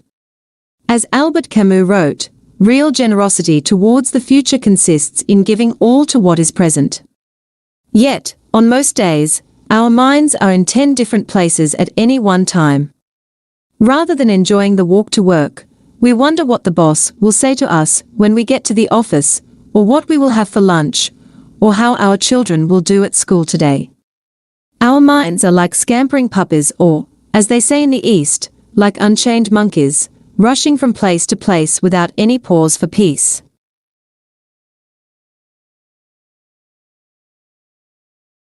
By developing present moment awareness and an abundance of mental focus, you will not only feel much calmer in your life, you will also unlock the fullness of your mind's potential. When too many distractions compete for your attention, the power of your mind is dissipated in all those different directions rather than concentrated on one point like the rays of a laser beam. The good news is that you can practice becoming more attentive to the present and develop this skill within a relatively short period of time.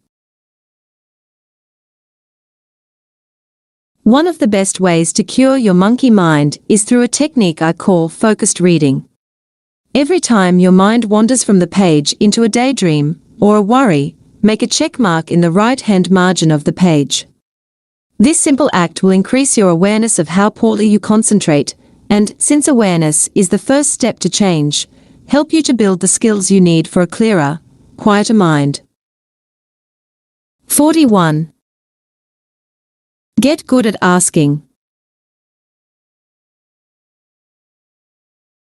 He who asks may be a fool for 5 minutes.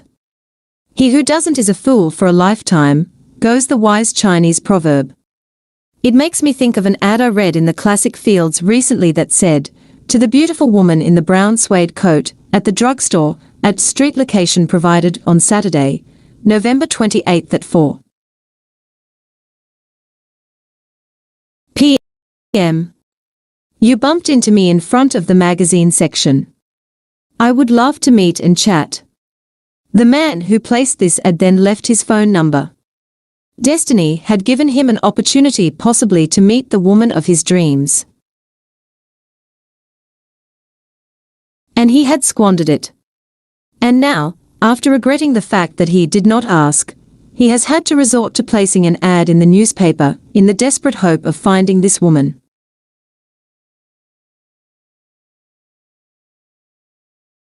The more you ask, the more you get, but it takes practice to get good at it. Success is a number game. As the Buddhist sages observed, every arrow that hits the bull's eye is the result of 100 misses. Over the coming weeks, flex your asking muscles by asking for a better table at your favorite restaurant, for a free second scoop at your local ice cream shop, or for a complimentary upgrade on your next airline flight. You might be surprised at the abundance that will flow into your life when you just ask sincerely for the things you want. Remember, the person who asks for what he wants at least has a chance of getting what he wants. The person who does not ask has no chance. One of the best books I have read on the power of asking is The Aladdin Factor, written by my friend and speaking colleague Mark Victor Hansen along with self-esteem expert Jack Canfield. Full of practical ideas and simple techniques, the book also contains a wealth of inspiring quotes like this one from Somerset. "Mom, it's a funny thing about life. If you refuse to accept anything but the best, you very often get it." 42. Look for the higher meaning of your work.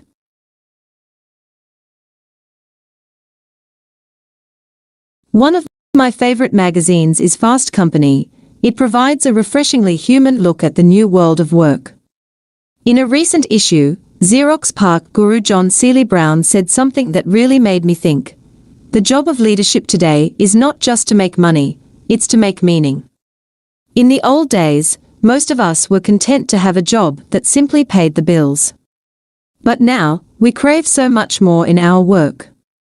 We want fulfillment, creative challenge, growth, joy, and a sense that we are living for something more than ourselves.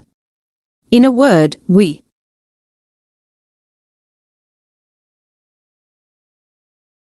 seek meaning. One of the best ways to find the higher meaning in the work you do is to use the technique of creative questioning to become aware of the impact your work has on the world around you. Ask yourself questions like, who ultimately benefits from the products and services my company offers? Or what difference do my services my company offers? Or what difference do my daily efforts make? Once you do so, you will start noticing the connection between the work you do and the lives you touch.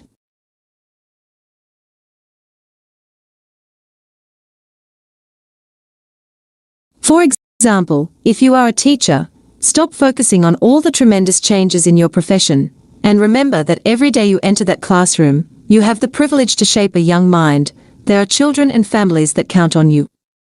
If you are a financial advisor, remain centered on the fact that your services help people retire early, build the homes they have always wanted, and fulfill their dreams. If you are an insurance professional, remember that you help people bring security to their lives and serve them in times of need. And if you are a retail clerk, think about how your work serves people and how the products you offer them add joy to their lives.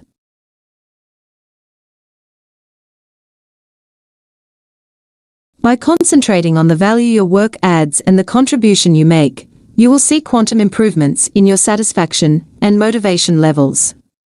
Few things energize the human spirit more than the desire to make a difference in the lives of others. Mahatma Gandhi knew this. Nelson Mandela knew this. And Mother Teresa knew this. The simple shift of mind I am encouraging you make can bring a whole new sense of enjoyment into your life. 43. Build a library of heroic books.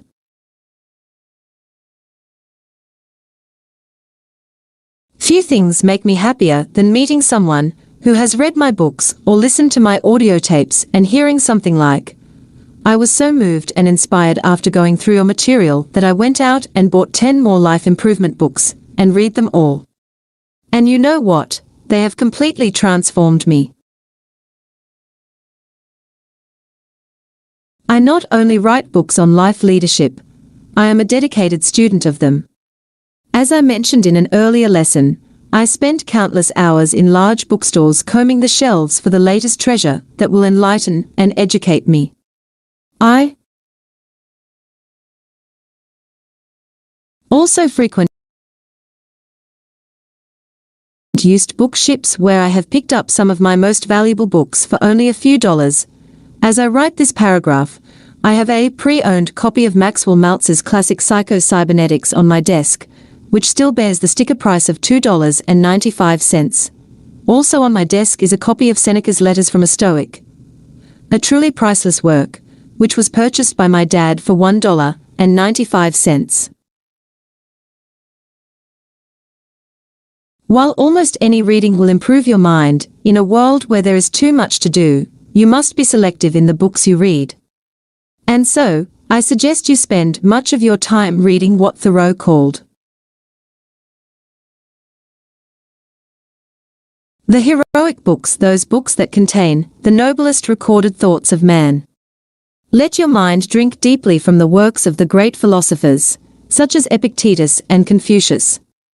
Study the poems of the wisest poets, such as Alfred Lord Tennyson, Emily Dickinson and John Keats, and the novels of Leo Tolstoy, Hermann Hesse and the Brontes. Read the writings of Mahatma Gandhi, Albert Einstein and Mother Teresa.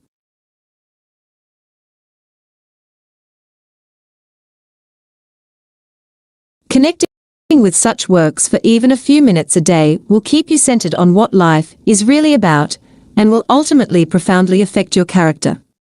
Asked in an interview what his biggest regret in life was, talk show superstar Larry King replied, "I should have been better rooted in the great books." Here are some of the heroic books that helped me change my own life and gave me the wisdom and inspiration to live more deliberately and completely. If you read all of them and act on the lessons contained within their pages, you cannot help but improve your circumstances profoundly. Letters from a Stoic, Seneca. The Message of a Master, John MacDonald. Meditations, Marcus Aurelius. The Autobiography of Benjamin Franklin. University of Success, O.G. Mandino. The Magic of Believing, Claude Bristol. Siddhartha, Hermann Hesse. Psycho-Cybernetics, Maxwell Maltz. The Power of Your Subconscious Mind, Joseph Murphy. As a Man Thinketh, James Allen. Flow, Mihaly Csikszentmihalyi. Think and Grow Rich, Napoleon Hill. Life is Tremendous, Charlie Tremendous Jones. Through the wonders of technology, you can view a fuller listing of my favorite books at our website located at www.robinsharma.com. 44. Develop your talents.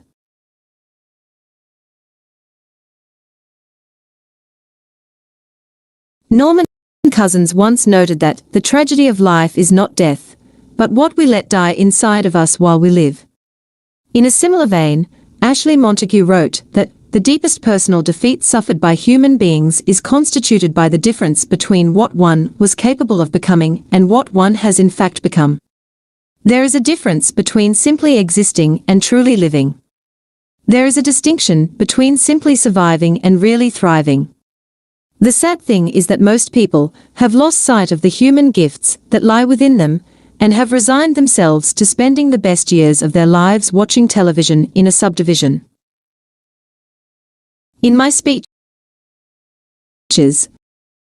I often use the following story drawn from ancient Indian mythology to remind the audience that there is an abundance of potential and ability just waiting to be awakened within us if we will only allow it to see the light of day.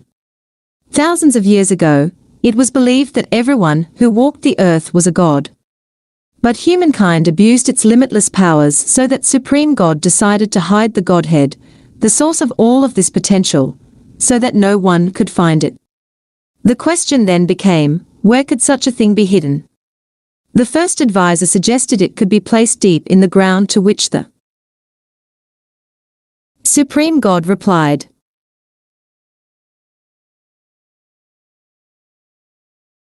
"No, eventually someone will dig deep enough and find it." The second advisor then offered, "What if we place the Godhead at the bottom of the deepest ocean?" To which the Supreme God responded, "No, eventually someone will dive deep enough and find it." The third advisor then chimed in, "Well, why don't we put it on the top of the highest mountain?" Which prompted the Supreme God to reply, "No, I'm certain that eventually someone will scale that highest of peaks and find it." After reflecting for some time, the Supreme God found the solution.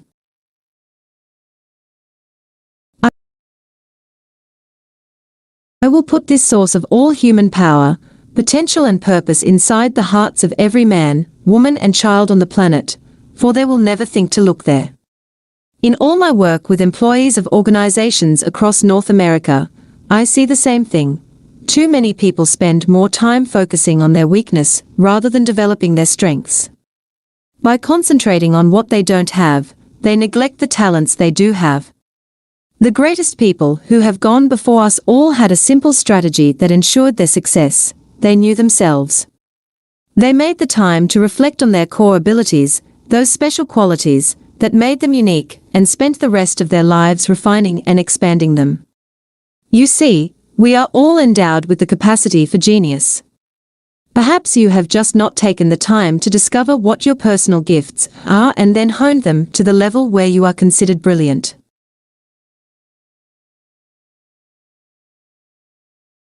Are you using the best within you to its fullest capacity?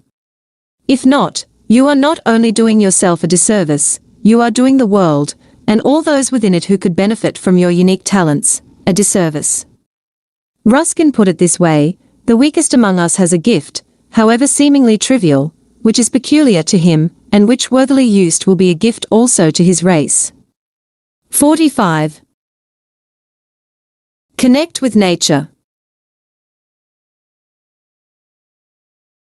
We live in an age of seemingly limitless information. The weekday edition of the New York Times contains more information than the average person was exposed to during an entire lifetime in 17th century England. Over the years, I have found that spending time alone in natural surroundings connects me to the larger universe around me and restores my spirit in this hurried age. After a busy week of speaking engagements, book signings and media appearances, the simple act of sitting in a wooded park and listening to the wind move through the leaves fills me with a sense of quiet and peace. My priorities become clearer, my obligations seem less pressing, and my mind grows still. Communing with nature is also an excellent way to unlock your creativity and generate new ideas. Newton formulated the laws of gravity while relaxing under an apple tree. Likewise, Swiss designer George de Mestral developed Velcro after examining the burdock burrs that cling to his dog while he hiked in the mountains. Natural surroundings serve to stifle the endless chatter that fills our minds so that our true brilliance can be liberated. And while you spend time enjoying nature, observe your surroundings with deep concentration. Study the complexity of a flower, or the way the current moves in a sparkling stream. Take your shoes off and feel the grass under your feet. Give silent thanks that you have the privilege of enjoying these special gifts of nature. Many people do not. As Mahatma Gandhi observed, "When I admire the wonder of a sunset, or the beauty of the moon, my soul expands in worship of the Creator." 46. Use your commute time. If you commute to the office for 30 minutes each way every day, after 1 year you will have spent the equivalent of 6 weeks of 8-hour days in your car. Given this, can you really afford to spend all your time staring out the window and daydreaming while the negative news blares from the car radio?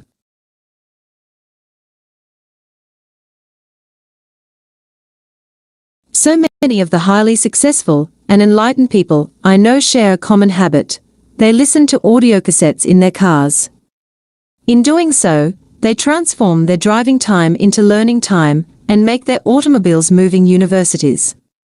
Turning your car into a college on wheels will be one of the best investments you will ever make.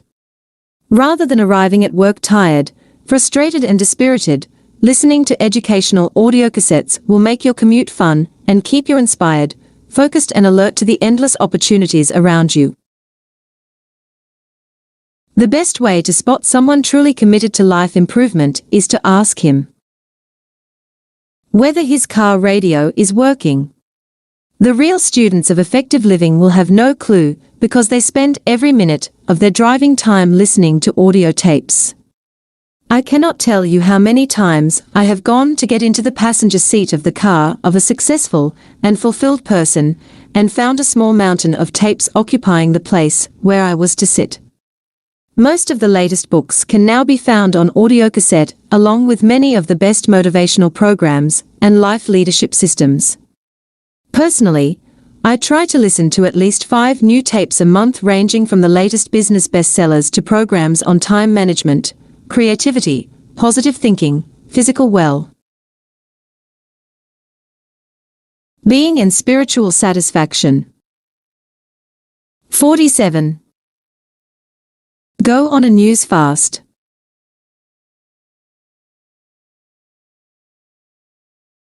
Negative news sells. In our society, more people will choose to watch the criminal trial of a celebrity rather than the biography of a truly great human being. A newspaper, with a headline revealing the latest tragedy, will sell more copies than one announcing the latest scientific breakthrough. The real problem is that it is easy to get addicted to reading and watching negative news. I know so many people who begin their days by reading less than uplifting newspaper stories and who end them by catching up on the latest crimes, accidents and scandals on the late-night news. I am not against newspapers or television by any stretch of the imagination. As a matter of fact, I find excellent information in many newspapers, and have learned much from the intelligent TV programs I have watched over the years.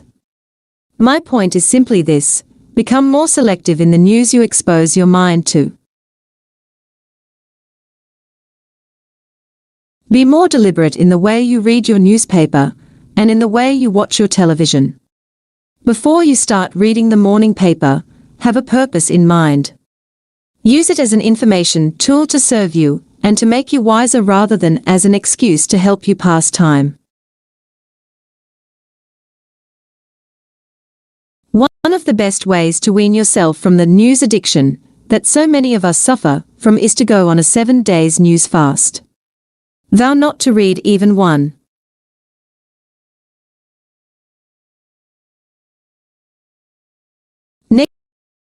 negative story in the newspaper, or watch even one negative news report on television for the next week. You will notice 2 things. First, you will not really miss out on much information. You will still hear about the most important stories of the day from the conversations that circulate around your office and through your encounters at home. Second, you will feel much more peaceful and serene. As well, you will find that the 7-day news fast offers yet another benefit: more time to do the things that will truly improve the quality of your life. 48. Get serious about setting goals.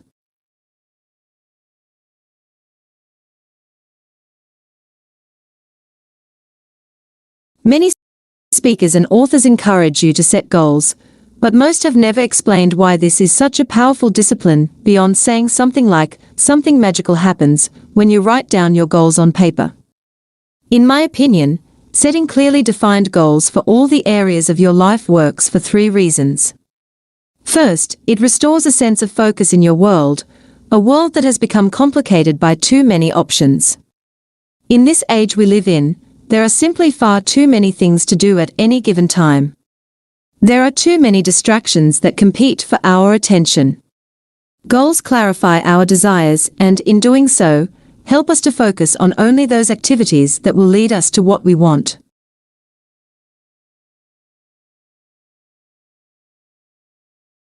Setting clearly defined goals provides you with a framework for smarter choices. If you know precisely where you are going, it becomes far easier to select those activities that will get you there. Writing down your goals clarifies your intentions, and the first step to realizing your vision is defining it. As novelist Saul Bellow once observed, a clear plan relieves you of the torment of choice. Or as author Glenn Bland wrote, goals and plans take the worry out of living. If you set goals, the actions you take will be based on your life's mission rather than on your days-to-day moods. The second reason that goal setting works is that it keeps you alert to opportunities. The discipline almost magnetizes your mind to seek out new opportunities that you need to seize in order to create the personal, professional, and spiritual life you desire. And the third reason goal setting works is that clearly defined goals commit you to a course of action. They give you the inspiration to act on your priorities and make things happen in your life rather than waiting for opportunities to land in your lap, which rarely happens. Selecting goals that engage and motivate you is one of the best ways to boost the level of your personal commitment to life and increase the energy you bring to your days. So set big goals. You are only as rich, whether materially or spiritually, as your dreams. Or as advertising genius David Ogilvy put it, don't bunt. Aim out of the ballpark. Aim for the company of immortals. 49. Remember the rule of 21. As I wrote in The Monk Who Sold His Ferrari, it takes about 21 days to develop a new habit. Yet most people give up on creating a positive life change after only the first few days, when they experience the stress and pain that is always associated with replacing old behaviors with new ones.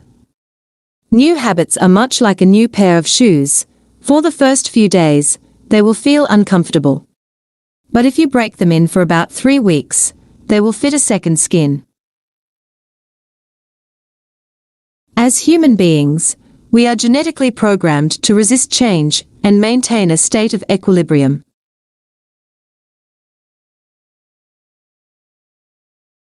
The condition, known as homeostasis, evolved naturally over time as a means by which our ancestors could survive constantly changing conditions. The problem is that the mechanism works to keep things as they are even when more favorable possibilities exist.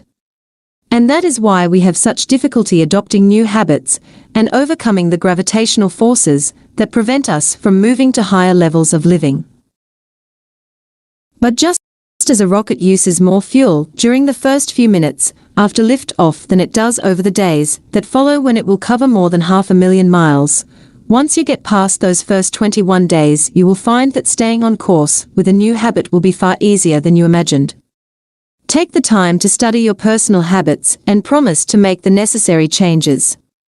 The quality of your life will be determined in large measure by the nature of your habits. John Dryden observed, "We first make our habits, and then our habits make us." While Virginia Woolf wrote, "The skeleton of habit alone upholds the human frame." So ensure that your habits move you forward rather than hold you back. In the timeless words of Publilius Cyrus, "Powerful indeed is the empire of habit."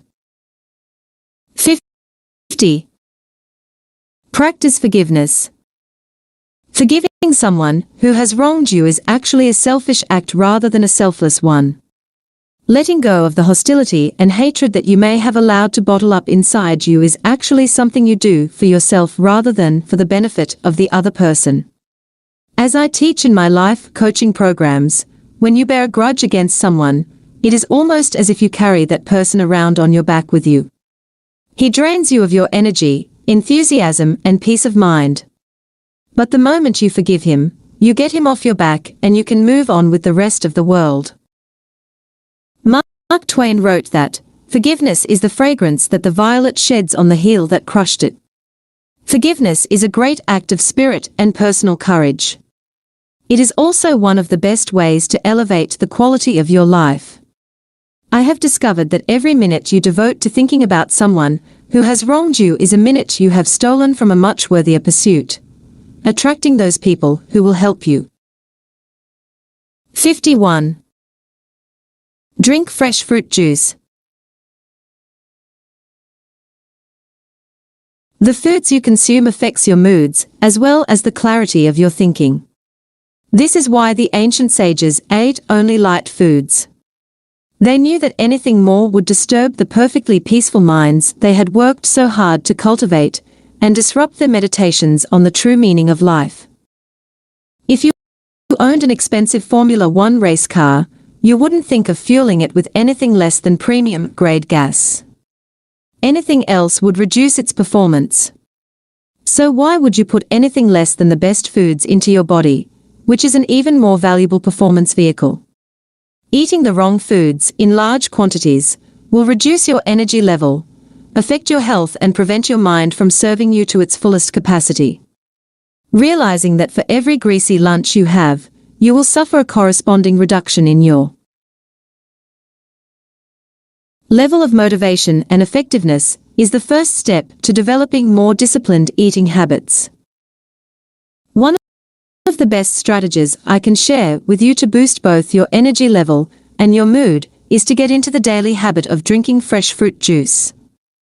On the counter of our kitchen at home sits one of my prized possessions, one that has added years to my life and life to my years, my juice machine. Investing in a juicer and discovering the life-giving value of fresh juice is a smart move. The juices you can make taste great, and I cannot begin to describe how wonderful you will feel once you start drinking a glass of strawberry apple or orange grape juice every morning before you leave for work. The best book I have found on the subject of juicing is The Juice Man's Power of Juicing by Jay Kordich.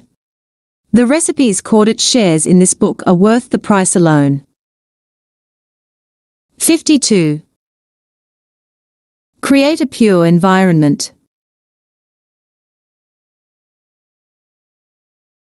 One of the timeless truths of successful living can be stated simply: your thoughts from your world. What you focus on in your life grows, what you think about expands, and what you dwell on determines your destiny. Life is a self-fulfilling prophecy, it gives you just about what you expect from it. As Helen Keller said, no pessimist ever discovered the secrets of the stars, or sailed to an uncharted land, or opened a new heaven to the human spirit. Given this principle, the first step to becoming a happier, more serene person is to manage your thoughts and purify your thinking. One of the best ways to begin this inner work is to improve the quality of your personal environment. After a speech I gave to a large gathering in San Francisco, an elderly woman slowly walked up to me and held my hand, as people in their golden years often do. Looking straight into my eyes, she said, "Mr. Sharma, I've listened to your insights for living a better life for the past hour, and I agree with everything you've said. For many years I have understood that our surroundings shape our moods, our thoughts and our dreams. And so, in every room of my little house, I have a bouquet of freshly cut flowers. I am not a wealthy woman. But this is one luxury I would never do without. This woman knew that a first-class environment is an investment, not an expense. Take a good, hard look at your environment. Your thoughts are shaped by the people you associate with, by the books you read, by the words you speak, and by your daily physical surroundings. Are you spending your time at work with negative people? If so, they will eventually make you negative and cynical. Are you watching violent TV shows and mindless videos at home? If so, your mind will grow restless and noisy. Is the space you work in bright, colorful and inspiring? Over the coming weeks, take steps to make the environment you work and live in a better one. You will quickly detect improvements in the way you think, feel and act. 53. Walk in the woods. You will never go wrong by spending time enjoying nature. There is something particularly special about walking in the woods. Your steps will feel lighter, a deep sense of inner quiet will flood your entire body, and your creativity will flourish. As the famed Italian architect and painter Leonardo da Vinci said, "Through the window of the eye, the soul regards the world's beauty." Who would believe that a small scene of nature could contain the images of the universe? My favorite time of year is autumn. The leaves on the trees reflect the brilliant colors of the season, and it's the perfect time for long walks in the woods. Away from the noise of the city, the values I hold dearest grow clearer, and I can contemplate some of life's larger questions, questions that never seem to get answered in the normal crush of the daily routine. I can stop by a small stream and relax on a moss-covered rock or inhale the fragrances that only those who walk in the woods truly experience. When I leave this oasis of nature, I am a new man. I'm more alert, more energized and more alive. Many of the great wisdom traditions have emphasized the restorative power of regular walks in the woods. This life giving discipline never fails to yield a bounty of welcome results. 54. Get a coach.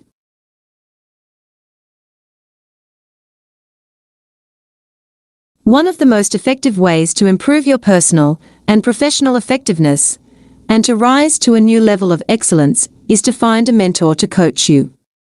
Success in business and in life is a connect the dots process. All you need to do is find out the habits, disciplines and strategies that others have used to obtain their results and connect the dots by duplicating their actions. Once you follow the steps they have taken, in the order they have taken them in, you are bound to get the same results. A personal coach can illuminate your path, encourage you when times get tough and shave years off your learning curve. In my own life, I have been blessed with many mentors, people who have shown me the fundamentals of effective living and guided me in the right direction when I reached a crossroad. I found most of these special advisors by asking people whom I admired one of the most powerful questions in all of the English language. Would you please help me? Not one of the people I approached refused to offer me the gift of their knowledge and the benefit of their experience. Many of my mentors have since become valued friends, and my life would not be what it now is without them.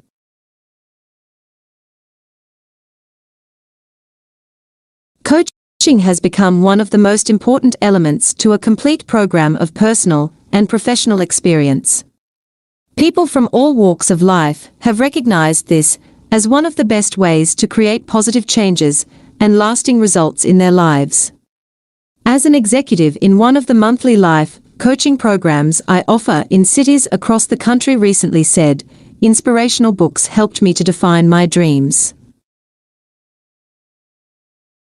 Being in your personal coaching program showed me precisely how to achieve them, while bringing back the balance in my life. 55. Take a mini vacation.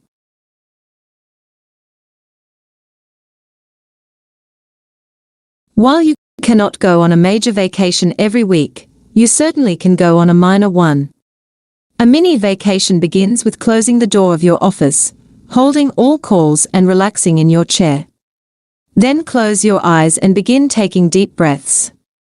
Once you feel deeply at peace, begin to imagine you are at your favorite vacation spot. Vividly see the colors, hear the sounds and feel the emotions that this special place evokes. After only a few minutes of this mental escape, you will be rejuvenated, ready for the rest of the day ahead. When I take my mini vacations, I picture myself walking through a mountain meadow. I visualize my feet on the dewy grass and savor the splendor of the snow-capped mountains that frame this ideal scene. In the background, I hear the sound of water from a waterfall and imagine what the flowers that fill this field smell like. Our minds are extremely potent devices. The subconscious mind cannot tell the difference between an image that we envision and one that is real.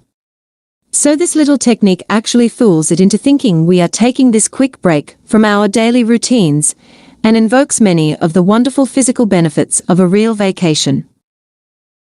56. Become a volunteer. I find a great deal of wisdom in the ancient Persian proverb, "I wept because I had no shoes until I saw a man who had no feet." It is so easy to magnify our problems and lose sight of the many blessings we all have to be so very grateful for. Giving the gift of your time by volunteering to serve those who have less than you is an excellent way to remind yourself on a regular basis of the abundance that exists in your life. After a keynote speech on leadership I delivered to the sales team of a large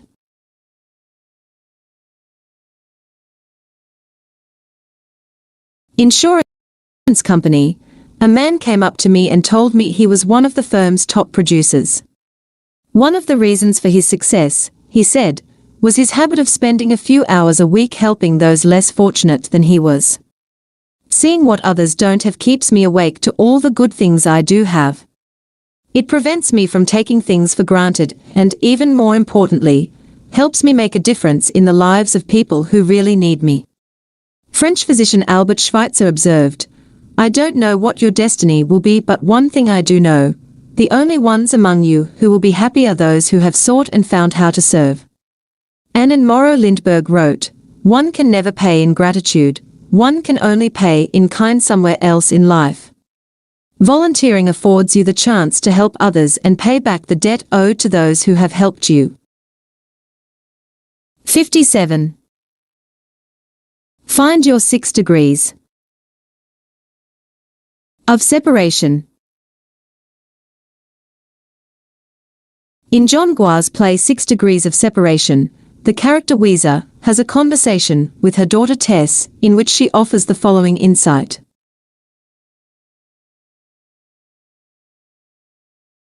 I read somewhere that everybody on this planet is separated by only 6 people. 6 degrees of separation between us and everybody else on this planet. The President of the United States. A gondolier in Venice. Fill in the names. I find that A, tremendously comforting that we're so close, and B, like Chinese water torture that we're so close. Because you have to find the right 6 people to make the connection. It's a profound thought how every person is a new door, opening up into other worlds. 6 degrees of separation between me and everyone else on this planet. But to find the right 6 people. Uja was right. It is profound to think that you and I are separated from all the other people living on this planet by at most 6 people. She was also right in nothing the real challenge, finding the right 6 people to connect you to the person you need to know.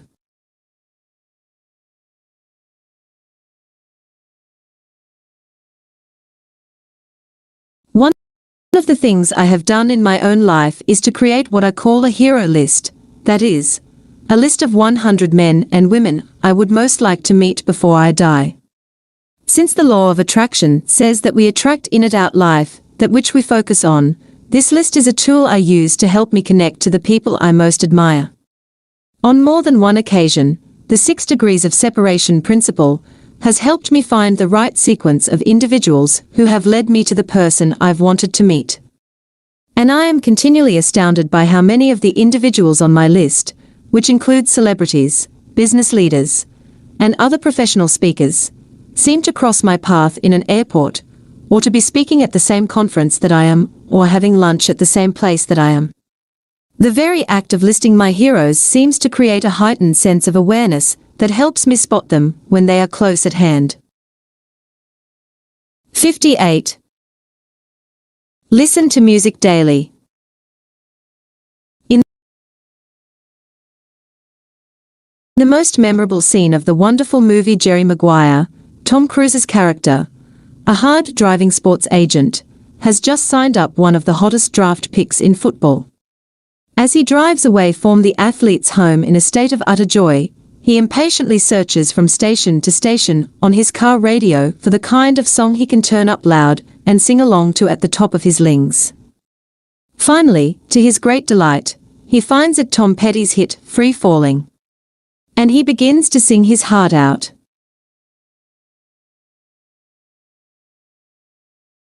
Do you remember those times when you heard just the right song at just the right moment?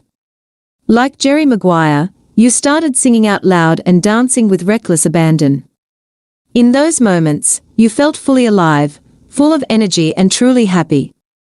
And all because you heard a few chords strung together in the right sequence. Music can do that to you. Music can lift your mood, put the smile back on your face and add immeasurably to your quality of life. Get serious about listening to music that inspires you. Build a collection of your favorite pieces and play something that fills your heart with joy every single day of the week. For me, some moods call for a soothing piece of classical music or a soft jazz selection. When I'm writing a new book, for example, I will often listen to Johann Pachelbel's Canon in D or jazz legend Chet Baker's Round. Mind Night compilation. If you have attended one of my seminars, you might have recognized the more upbeat music played before I step onto the stage. Even when I travel, I bring along my Walkman and listen to inspiring music such as the soundtracks to the movies Braveheart and Everest on the Plain. Listening to even a few minutes of music every day is a simple yet exceptionally powerful way to manage your moods and remain at your best. 59. Write a legacy statement. Someone once said to me that the first 50 years of life are dedicated to building one's legitimacy, while the last 50 are devoted to building one's legacy. How true! So many of us spend the first half of our lives striving for achievement and struggling to gain respect. Once we have this legitimacy, whether it comes in the form of prestige or material possessions, we soon realize that something is missing. We then spend the remaining years of our lives trying to do what we should have done from the beginning, create a legacy. One day, my father posted a poem on the door of our fridge. It had been translated from Sanskrit, and it read simply, "Spring has passed, summer has gone and winter is here." And the song that I meant to sing remains unsung. I have spent my days stringing and unstringing my instrument. These words were written by a man whose heart was filled with regret over a life half lived. Rather than singing the great song he was destined to sing, he spent his days preparing and waiting until things were just right, before he acted stringing and unstringing his instrument, in his words. Sadly, that time never came. The time to start building your legacy is today, not 10 years from today when you have more time, because we both know that time will never arrive. Reflect on what it is you want to create in your life, and, more importantly, what gift you wish to leave the world when you are no longer here. Greatness comes from beginning something that does not end with you. To help me see my own life's legacy more clearly, I have written a personal legacy statement. While many of the corporate executives I work with have personal mission statements, few have considered scripting individual legacy statements. While the former defines your vision of what you want to create while you live, the latter expresses what you aim to leave when you die. There is a distinction between the two. If you think about it, it will help you avoid feeling regret, sadness and disappointment about what could have been when you reach the end of your life. 60. Find 3 great friends. Cultivating great friendships is one of the surest ways to find more happiness and joy in your life.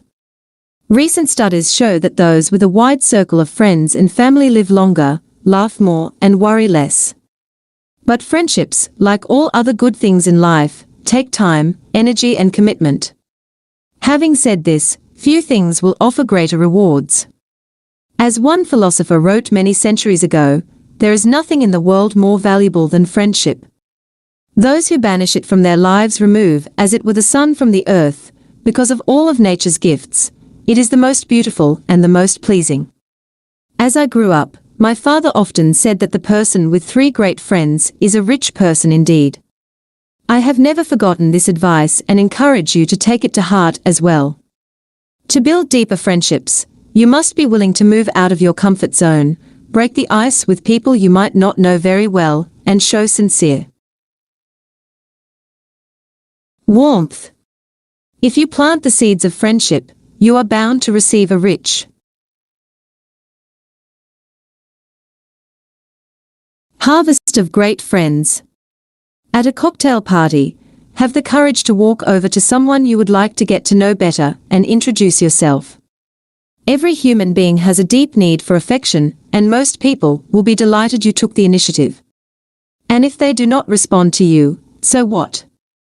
Rather than viewing it as rejection, see it as their loss and politely move on to the next person who can benefit from all you have to offer.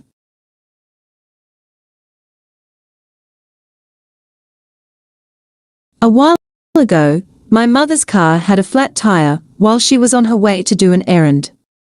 She asked a stranger, who was watering the lawn in front of her house, whether she would mind if Mom left her car in the driveway while she walked to the gas station nearby to get help. The woman said she didn't mind, and so my mother left. After returning and having the flat tire repaired, Mom went to the front door of the house and warmly thanked the owner for her kindness. The woman, in turn, invited my mother in for a cup of tea. Over the next hour, the two of them discovered they had grown up in the same town, gone to the same school, and knew many of the same people. A great friendship developed simply because my mother took the initiative to make a new friend. 61. Read the artist's way.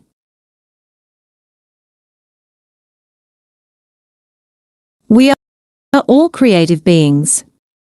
When I first saw The Artist's Way on the shelf of my favorite bookstore years ago, when I was still practicing law, I did not pick it up.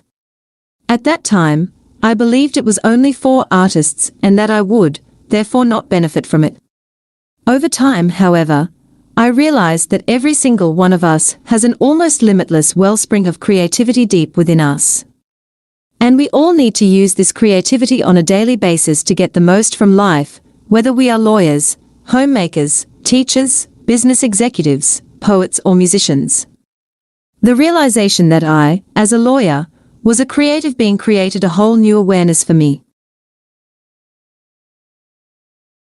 I started to attend seminars on creativity. I also read more books on the subject and searched for ways I could express this natural creativity to improve the way that I live personally, professionally and spiritually. Eventually, my search led me to write my first book. Read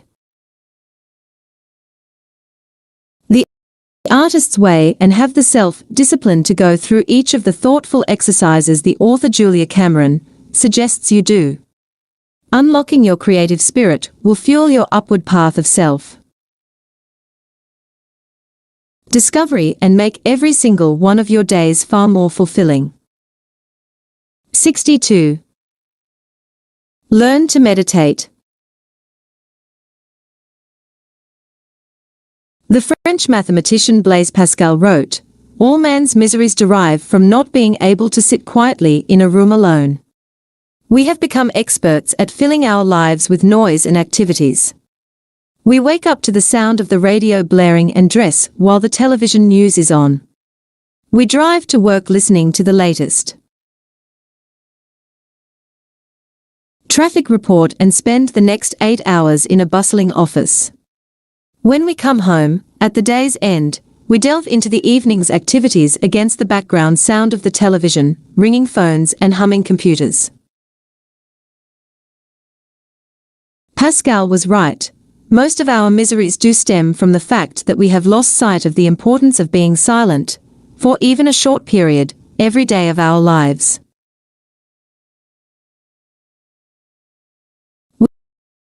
Without the ability to concentrate, a full and complete life is not possible. If you lack the mental focus to stay with one activity for any length of time, you will never be able to achieve your goals, build your dreams, or enjoy life's process.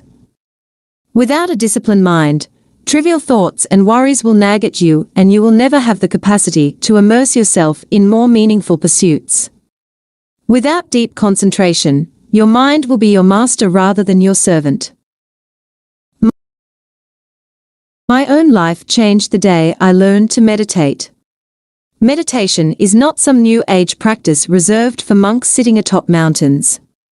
On the contrary, meditation is an age-old technique that was developed by some of the world's wisest people to gain full control of the mind, and in doing so, to manifest its enormous potential for worthy pursuits. Meditation is a method to train your mind to function the way it was designed to function. And here's the key benefit.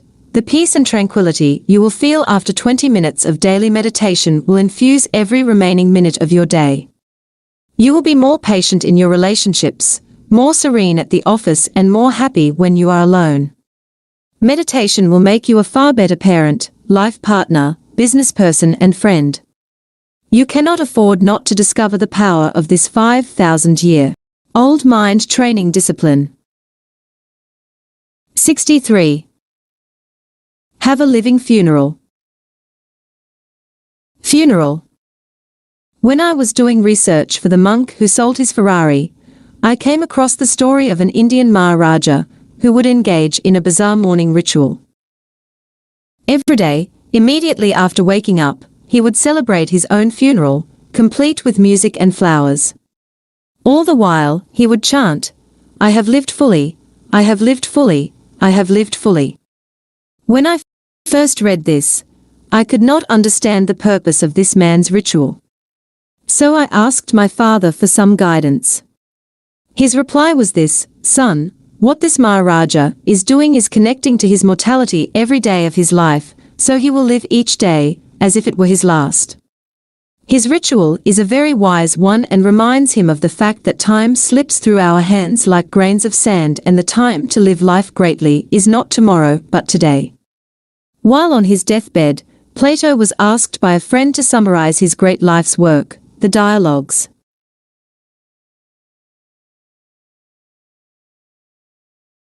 After much reflection, he replied in only 2 words, "Practice dying." The ancient thinkers had a saying that captured the point Plato made in other terms: death ought to be right there before the eyes of those who are young just as much as before the eyes of those who are very old. Every day, therefore, should be regulated as if it were the one that brings up the rear, the one that rounds out and completes our lives. Having a living funeral will reconnect you to the fact that time is a priceless commodity, and the best time to live a richer, wiser, and more fulfilling life is now. 64. Stop complaining and start living. Stop complaining about having no time for yourself and get up an hour earlier. You have the option, why not exercise it? Stop complaining about not being able to exercise given all that is on your plate these days. If you sleep 7 hours a night and work 8 hours every day, you still have more than 63 hours of free time every week to do all the things you want to do. This amount to 252 hours every month and 3,024 hours every single year to spend on life's pursuits. There has never been a more exciting time to be alive in the history of the world, and you have the choice to seize the boundless possibilities that every day presents. If you are not as fulfilled or as happy or as prosperous or as peaceful as you know you could be, stop blaming your parents or the economy or your boss and take full responsibility for your circumstances. This will be the first step to a completely new way of looking at your life and the starting point of a better way to live. As George Bernard Shaw said, the people who get on in this world are the people who get up and look for the circumstances they want, and if they can't find them, make them. Make wiser choices about the thoughts you will allow to enter your mind, as well as the attitude you will bring to your days and the way you will spend the hours of your time. Stop complaining and start living. In the words of the poet Rudyard Kipling, if you can fill the unforgiving minute with 60 seconds worth of distance run, yours is the earth and everything that's in it. 65. Increase your value.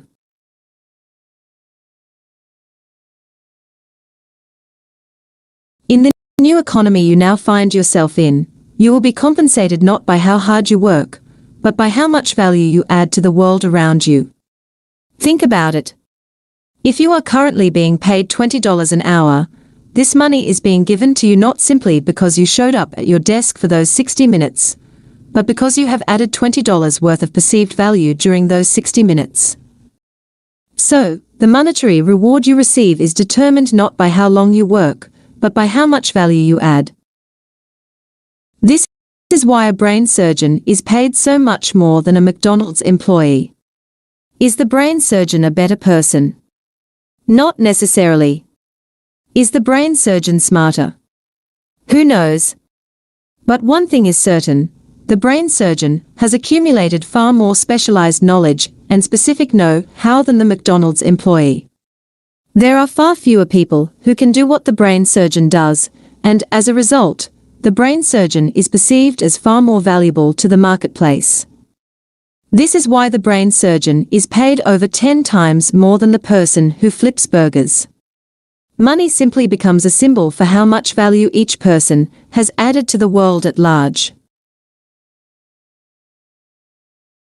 So to be paid more money in your work, you must add more value to the world. And the best way to begin adding value to the world is to start becoming a more valuable person. Acquire skills no one else has. Read books no one else is reading. Think thoughts no one else is thinking. Or, to put it another way, you cannot have all that you want if you remain the person you are. To get more from life, you need to be more in life. 66. Be a better parent. The way you raise your children is the way you raise your future generations. Since few of us have had formal training in the fine art of parenting, most of us simply treat our children the way your parents treated us. We know of no other way to do it. Although being a parent is a great joy, it is also a privilege that involves tremendous responsibility.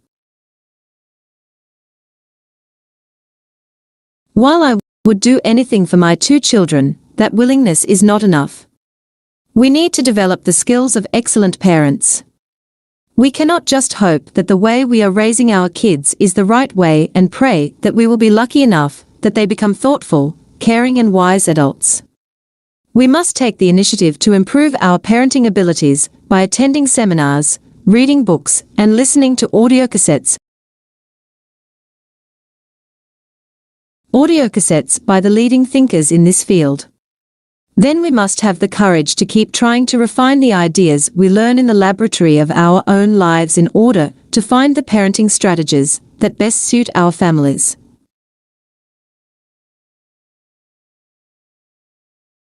I know your life is busy and there is too much to do in too little time. But those miraculous years of your sons' and daughters' childhoods will never come again.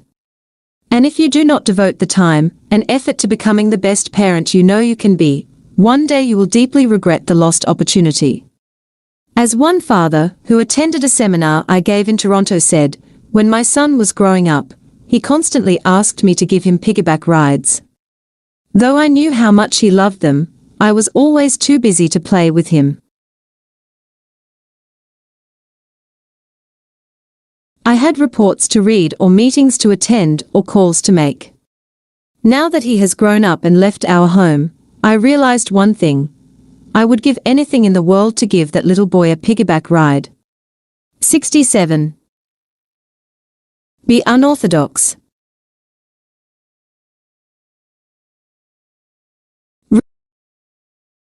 Rousseau wrote, "Take the course opposite to custom, you will almost always do well." The brilliant ads for Apple computers inspire us to think different. Or as I tell audience at my leadership speeches, if you follow the crowd, the place you will most likely end up at is the exit. To live a richer, more rewarding life, it is essential that you run your own race. Stop being to the demands of social pressure at the expense of your uniqueness. When you study the lives of the world's most enlightened and effective people, you will see that they did not care about what other people thought of them. Rather than letting public opinion dictate their actions, they had the courage to let their hearts drive them. And in taking the road less traveled, they found success beyond their wildest dreams. One of the best quotations about the importance of being unorthodox comes from Christopher Morley, who said, "Read every day something no one else is reading. Think every day something no one else is thinking." It is bad for the mind to be always part of unanimity. And perhaps the very best one comes from Emerson. It is easy in the world to live after the world's opinion. It is easy in solitude to live after our own. But the great man is he who in the midst of the crowd keeps with perfect sweetness the independence of solitude. Over the next month, rethink the way you do things. Don't just do things because everyone else does them. Do the things that are right for you. Being different for all the right reasons is a wise way to live. Just ask Einstein, Picasso, Galileo, or Beethoven. 68. Carry a gold card. Time and time again, I have witnessed high-functioning, top-performing men and women carrying a little gold card in their wallets that they can review during the quieter moments of their day. The card simply lists their top life goals along with clear deadlines for achieving them. The discipline or reconnecting to your highest priorities, whether they are personal, professional, or spiritual, is a smart one. Montaigne said, "The great and glorious masterpiece of men is to live to the point." The wisdom of life so succinctly expressed. And yet most of us live our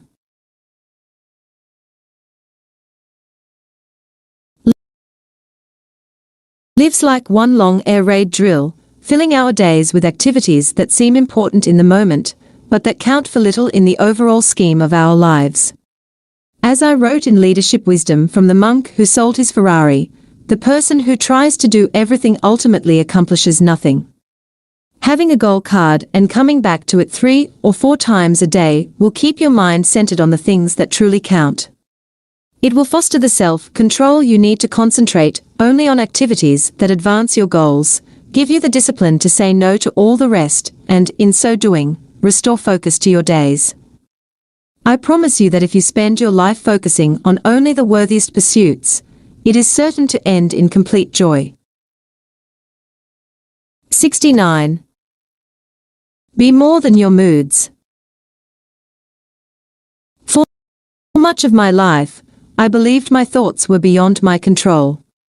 They just entered my mind automatically, and did whatever they wished to do.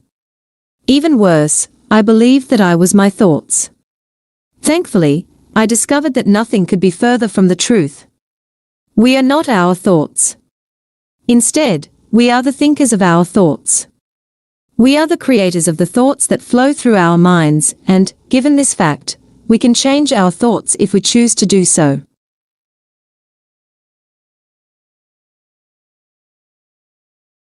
This seemingly obvious insight was an epiphany for me. I soon became far more aware of the thoughts I allowed into my mind and the inner dialogue that takes place within every one of us every waking hour of every living day. I began to pay complete attention to the quality of my thoughts. This awareness was the first step to changing them. Over a matter of months, I trained my mind to focus only on positive, inspiring and enlightening thoughts. And in doing so, I saw the outer circumstances of my life change. Just as you are not your thoughts, you are not your moods. You are the creator of the moods you experience, moods that you can change in a single instant. If you choose to do so, you can feel peace in a moment of stress, joy in a time of sadness, and energy during a time of fatigue. 70. Savor the simple stuff.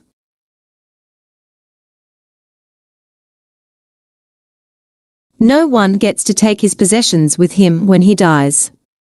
I have yet to see a moving van following a hearse to a funeral. At the end of the day, the only thing we can take with us are our memories of all those great life experiences that add meaning to our lives. Given this, I would rather spend my days doing things that will leave me happy memories than collecting possessions. I have discovered that my best memories come from life's simplest things. The day my daughter Bianca learned to walk, my son Colby's first Christmas concert, where he spent more time waving to his proud dad in the audience than singing the assigned song, the day our family played soccer in the rain, and the evening we barbecued hot dogs under the full harvest moon. Dale Carnegie wrote, "One of the most tragic things I know about human nature is that all of us tend to put off living. We are all dreaming of some magical rose garden over the horizon instead of enjoying the roses that are blooming outside our windows today. Have the wisdom to savor the simple things. The wonderful memories that they bring will add more value to your life than any of the material toys we spend so much life energy pursuing." As Emma Goldman noted, "I'd rather have roses on my table than diamonds on my neck." 71. Stop condemning.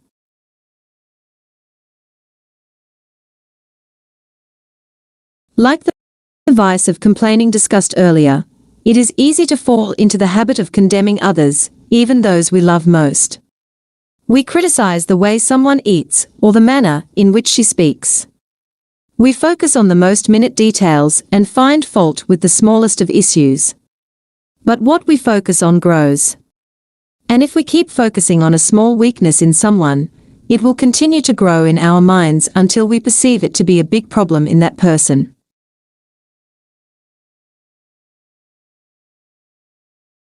Would you really want to live in a world where everyone looked, acted and thought exactly as you do? It would be a pretty boring place. To live a happier, more peaceful life, begin to see that the richness of our society comes from its diversity. What makes relationships, communities and countries great are not the things that we have in common, but the differences that make us unique. Rather than looking for things to criticize in those around you, why not begin to respect the differences?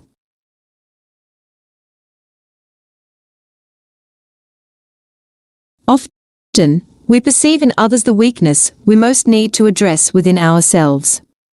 Stop blaming and condemning.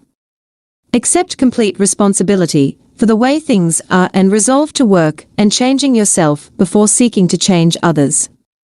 This is one of the truest measures of a person of strong character. As Erica Jong said, take your life into your hands and what happens? A terrible thing, no one to blame. 72.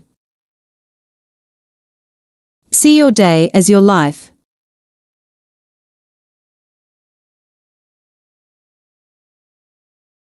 The days come and go like muffled and veiled figures sent from a distant, friendly party, but they say nothing, and if we do not use the gifts they bring, they carry them as silently away, observed Emerson.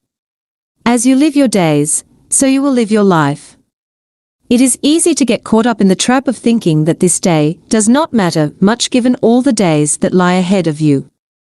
But a great life is nothing more than a series of great, well-lived days strung together like a beautiful necklace of pearls. Every day counts and contributes to the quality of the end result.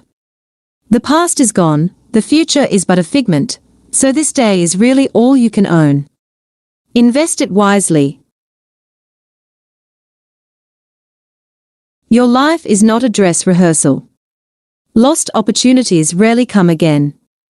Today, vow to increase your passion for living and multiply the commitment you will bring to each of the days that will follow this one. Many people think that it takes months and years to change your life. Respectfully, I disagree. You change your life the second you make a decision from the depths of your heart to be a better, more dedicated human being. What takes the months and years are the efforts you must apply to maintain that decision. And the best life change decision you will ever make is the one to live every moment of your days to the fullest. As golf legend Ben Hogan said, as you walk down the fairway of life, you must smell the roses, for you only get to play one round. 73. Create a mastermind alliance. In his brilliant book, Think and Grow Rich, self-help pioneer Napoleon Hill advises readers to form a master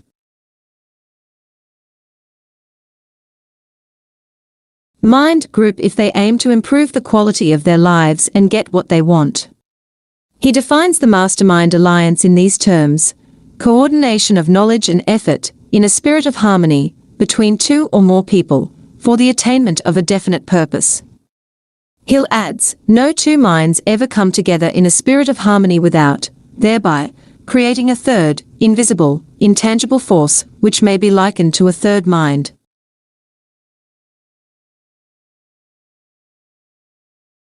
Many of the successful people I personally coach, or whom I have met at my seminars, have told me that one of the single best things they did to help them create both the business and personal lives they wanted was to form their own mastermind alliance.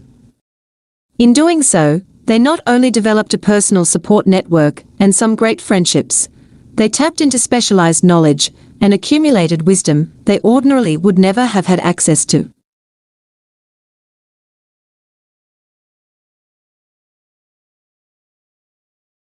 To form your own mastermind alliance, find 3 or 4 people you feel you could learn from and who would get along well with the others of the group. The alliance is all about mutual benefit, so you must be able to give as much as you expect to receive. Approach your prospective members and arrange to start meeting once a week. Early morning meetings are the best as they force each member to show his commitment to the group. With the advances in technology, you no longer have to meet in person altogether. This will be important to do every so often. Telephone conference calls, electronic communication, and even faxes will work. At the appointed time, discuss the challenges you are facing and ask for the group's input. Discuss the success principles and life lessons that have proved their effectiveness time and time again, along with ways to live with greater balance, fulfillment, and inner peace. A mastermind alliance will not only cut your learning curve in the game of life, it will help you have much more fun playing it. 74. Create a daily code of conduct. It is easy to live your life like a leaf in the fall wind, moving in whatever direction the wind blows that day. To create a great life, you must live more intentionally, deliberately and passionately so that you live on your own terms rather than on someone else's. The real challenge is that with so much to do, it is easy to allow life to act on you and watch the days quickly slip into weeks, then into months and finally into years. But I have a solution. In my own life, I have created what I call my daily code of conduct. It is simple 3 paragraphs containing the values, virtues and vows I have determined through much reflection that I need to live by in order for my life to be a fulfilling one. For example, part of the first paragraph states, over the next 24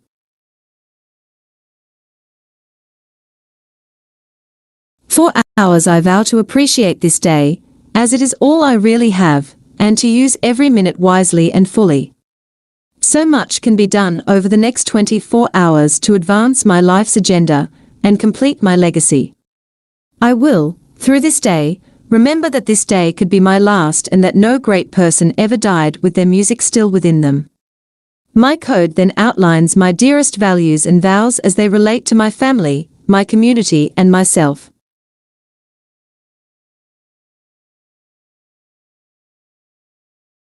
Reading my daily code of conduct at the very beginning of the day, during the base camp period I described in an earlier lesson, reminds me of the things that matter most in my life and reconnect me to my highest priorities that are so easily forgotten in the blur of daily events. After reading my code, I feel energized, committed and ready to go out into the world with a renewed sense of purpose and focus. Creating your own daily code of conduct will do the same for you. 75. Imagine a richer reality.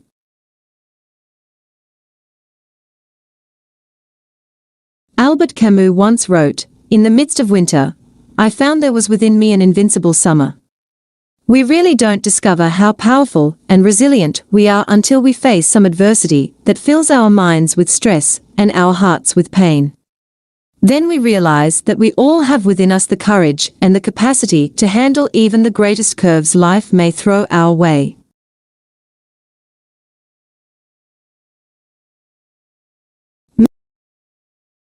Many of the men and women who attended my leadership seminars come to me after the session and reveal the challenges they face in their lives.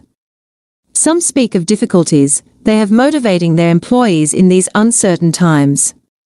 Others speak of inner longings and the need to find a greater sense of meaning and fulfillment through their work. And still others ask me for advice on how to restore balance within their personal lives. My response always begins with the same lesson: to improve your life, you must first improve your thinking. Or as the old saying goes, we see the world, not as it is but as we are. Our great human endowment is the ability to reframe and reinterpret a difficult circumstance in a more enlightened and empowering way. Dogs cannot do this. Cats cannot do this. Monkeys cannot do this. This gift belongs only to us and is part of what makes us human. Blaming our circumstances for the way we feel is nothing more than excusing ourselves. In handling any problem, we must have the courage to assume a measure of responsibility for whatever situation we are in and then realize that we also have the capacity to use the setback to our advantage. Life's greatest setbacks always reveal life's biggest blessings. 76. Become the CEO of your life.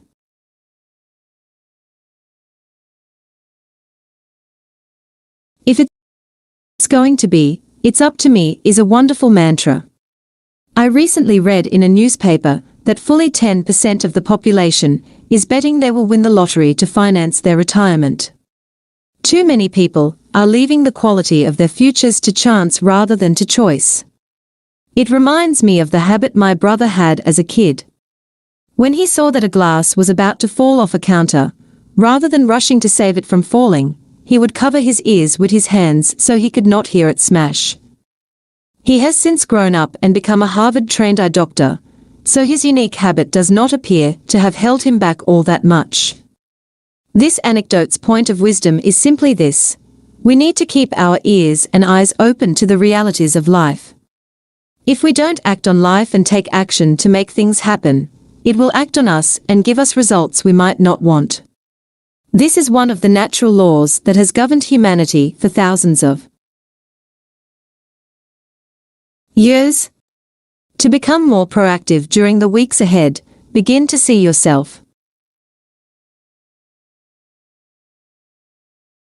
as the chief executive officer of your destiny, the CEO of your life. All effective CEOs realize that if it's going to be, it's up to me, and act as the catalysts of their own dreams. Similarly, if you want something done, rather than waiting for luck to look your way, take steps to get it done. If there is someone you know could help you solve a problem or seize an opportunity, pick up the phone and call him or her. Remember, you can make excuses or you can make progress, but you cannot do both.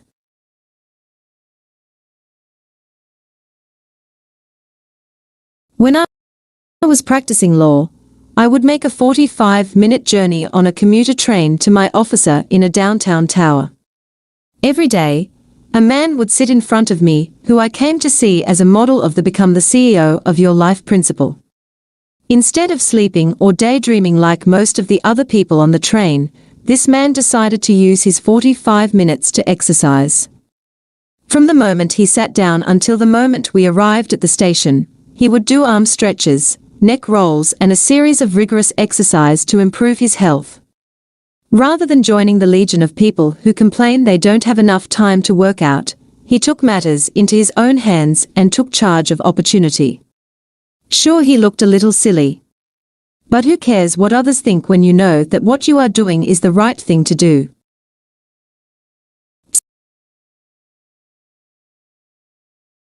Seeing yourself as the CEO of your life can create a fundamental shift in the way you perceive your world. Instead of sailing through life as a passenger, you become the captain of the ship, leading things in the direction you choose to move in rather than reacting to the whim of the changing tides. And as you take greater control of your life, reflect on William James's inspiring words. Humankind's common instinct for reality has always held the world to be essentially a theatre for heroism. 77. Be humble. One of the traits I respect most in people is humility. The tree that has the most fruits is the tree that bends to the ground, my father taught me as I was growing up. And though there are some exceptions, I have found in my own experience that it is true the person who knows the most, who have achieved the most and who have lived the most are also the people closest to the ground. In a word, they are humble. There is something special about being in the presence of a person who is humble. Practicing humility shows that you respect others and reminds us that there is so much for us yet to learn. It sends a signal to those around you that you are open to receiving the gift of their knowledge and listening to what they have to say.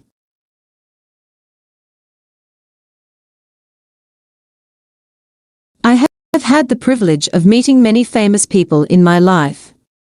One of my biggest thrills was meeting the world champion boxer Muhammad Ali. Contrary to the cocky and loud image he cultivated in the media, in person he was a true gentleman and the very model of humility. When I had the good fortune to meet him in Los Angeles, he asked more questions about me than I asked about him. He spoke softly and radiated a warmth and decency that spoke volumes about the man he is. Muhammad Ali taught me that the more you are as a person, the less you need to prove yourself to others. 78. Don't finish every book you start. It is so easy to feel compelled to finish every book you start. A great sense of guilt fills our minds if we do not reach the end of that book we used our hard-earned dollars to buy. But not every book deserves to be read in its entirety. As Francis Bacon said, some books are to be tasted, others to be swallowed, and some few to be chewed and digested. That is, some books are to be read only in parts, others to be read, but not curiously, and some few books to be read wholly, and with diligence and attraction. I myself was guilty of feeling the need to read every book I picked up from beginning to end. I soon found that not only did my reading pile become unmanageable, but I began to enjoy the pastime of reading less. Once I decided I would be more selective about which books I actually completed, I not only got through more of them, I found I learned more from each one. If you find that after reading the first 3 chapters of a book, you have not gained any worthwhile information, or that the book has failed to keep your attention, do yourself a favor, put the book away, and make better use of your time, like reading the next book in your pile. 79. Don't be so hard on yourself.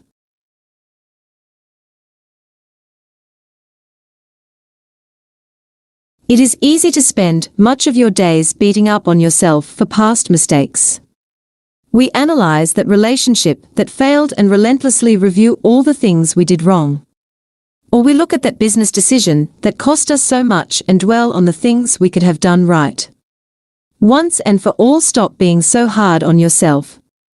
You are a human being, and human beings have been designed to make mistakes. As long as you don't keep making the same errors and have the good judgment to let your past serve you, you will be on the right track. Accept them and move on. As Mark Twain wrote, we should be careful to get out of an experience only the wisdom that is in it and stop there, lest we be like the cat that sits down on a hot stove lid. It will never sit down on a hot stove lid again, and that is well, but also it will never sit down on a cold one anymore. Coming to the realization that we all make mistakes and that they are essential to our growth and progress is liberating. We lost the need to be perfect and adopt a saner way of viewing our lives. We can begin to flow through life the way a mountain stream flows through a leafy forest, powerfully yet gracefully. We can finally be at peace with our true nature.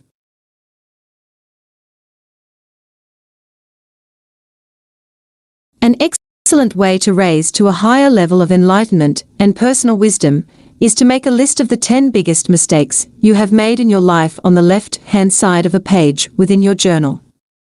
Then, on the right-hand side, write down the corresponding lessons you have learned from every mistake and the benefits that actually flowed into your life as a result of those so-called failures. You will soon see that your life would not be as rich and colorful without the mistakes of your past. So be gentler to yourself and see life for what it really is, a path of self-discovery, personal growth, and lifelong learning. 80. Make a vow of silence.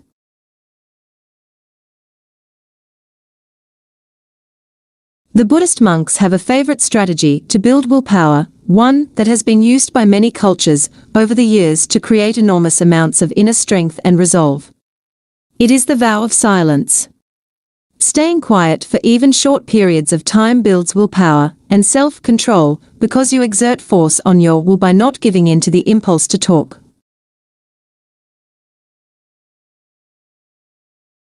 So many people talk far more than they have do. Rather than speaking precisely and communicating only what needs to be said, all too often we go on and on. This in itself reveals a lack of discipline. Discipline involves saying exactly what needs to be said and preserving your precious mental energy by not talking more than you have to. Measured, precise speech is also a sign of clear thought and of a serene mind.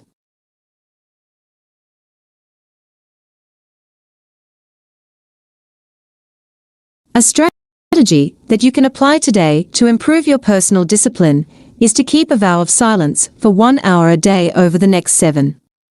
Don't speak at all during this silent time. Or if you must, speak only in direct response to a question and offer a clear, crisp answer rather than rattling on about everything from what was on TV last night to where you hope to vacation this summer. The vow of silence can be adopted politely and warmly. The idea is to make you stronger and to enhance your will, not to hinder your relationships. Within a matter of days, you will feel a sense of mastery and strength growing within you. Judge by the results, they will speak for themselves. 81. Don't pick up the phone every time it rings. The telephone is there for your convenience, not for the convenience of your callers. Yet, as soon as we hear the phone ring, we act as if we are firefighters rushing to a 5-alarm fire. We run to pick it up, as if our lives depended on the call being answered at once. I have seen people interrupt quiet family dinners, dedicated reading times and meditation periods to answer those seemingly urgent phone calls, many of which turn out to be ones that could have been taken later. Voicemail, though not perfect, is in many ways one of the great blessings of the modern age. It frees you up to do the things you want by allowing you to answer calls when it suits you. You no longer need to be interrupted by the ringing phone and can spend your time on life's more important pursuits. The habit of picking up the phone every time it rings is a hard one to break, as I know from personal experience. It is so easy to run to it, simply because we want to know who is calling us. Often, picking up the ringing phone is just another way to put off doing something you don't really want to do. But once you get good at letting it ring and staying focused on the activity at hand, whether it is reading a good book, having a heart-to-heart conversation with your life partner, or frolicking with your kids, you will wonder what the hurry to pick up the phone was all about in the first place. 82. Remember that recreation must involve recreation. After a tiring day at work, it is so easy to curl up on the couch and spend the next 3 or 4 hours watching television. The irony is that, if you are like most people, you actually feel more fatigued after watching too much TV than you felt when you first sat down. Recreation is tremendously important to a balanced life. But recreation must serve to recreate you.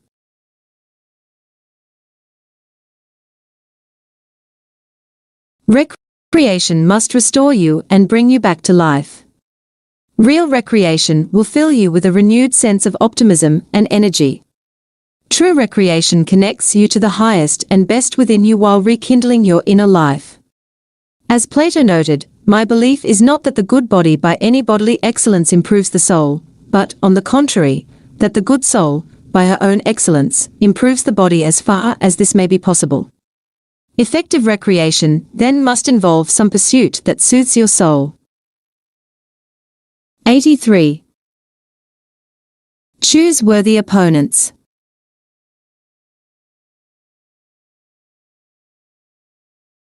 I read recently that after Olympic athletes return home from the Games, some of them suffer from what psychologists call POD, post-Olympic depression.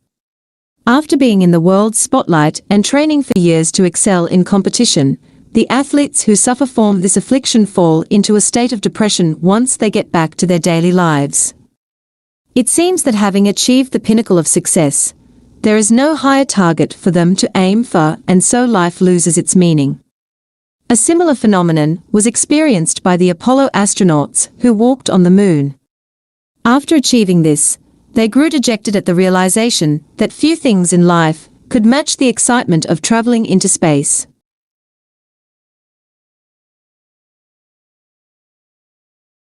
To maintain a healthy level of optimism and passion for life, you must keep on setting higher and higher goals. On attaining one goal, whether it is a career goal or a personal one, it is essential that you quickly set the next one. I call the process of setting progressively bigger, more engaging goals choosing worthy opponents. When I was practicing law, I spent much of my time in courtrooms, representing the interests of my clients.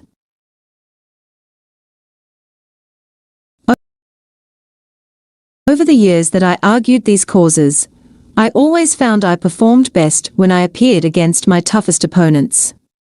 Those bright, highly prepared and exceptionally focused litigators forced me to get to the core issue before the judge and deliver my argument succinctly and effectively. The worthiest opponents compelled me to reach deep within myself and do even better than I had previously. In the same way, selecting a steady stream of compelling goals will liberate the fullness of your talents. Remember, diamonds are created through steady pressure. So make certain your goals are worthy of you. Make sure they are the kind of challenges that will force you to reach into your heart and bring out the best within you, helping you grow in the process. In the personal coaching sessions I conduct around the country, many of the participants already have achieved what I would consider success in both their careers and lives. They are highly respected, influential, and they enjoy what they do while leading balanced and fulfilling personal lives. Yet they're joining my programs because they know deep down that they can be more and that life holds greater rewards in store for them. They understand that in order to truly manifest their human potential and leave a legacy that lasts, they must keep raising the bar and holding themselves to a higher standard. And because of that attitude of constant improvement, life does send greater blessings their way. 84. Sleep less. Thomas Edison's life story is one worth reading about. Part visionary, part gambler and part genius, he was a brilliant inventor who made the best use of his time on the planet. Though he had only 6 months of formal schooling, he had reached such classics as the decline and fall of the Roman Empire by the time he was 8 and invented the phonograph, which captured sound on records, by the time he was 30. A master of positive thinking, when someone asked him why, during his last years when he was almost totally deaf, he did not invent a hearing aid, he replied, "How much have you heard in the last 24 hours that you couldn't do without?" He then added with a smile, "A man who has to shout can never tell a lie." But what I remember the most about his special man was his rare ability to thrive on only 4 hours of sleep. "Sleep is like a drug," he explained. "Take too much at a time and it makes you dopey. You lose time, vitality and opportunities. Most of us sleep far more than we need to. We say to ourselves that we must have at least 8 good hours of time under the covers in order to function at our best. We cannot imagine getting by on less sleep and shudder at the very thought. Yet, as I wrote in an earlier lesson, it is not the quantity of sleep that is most important. What really counts is the quality and richness of your sleep.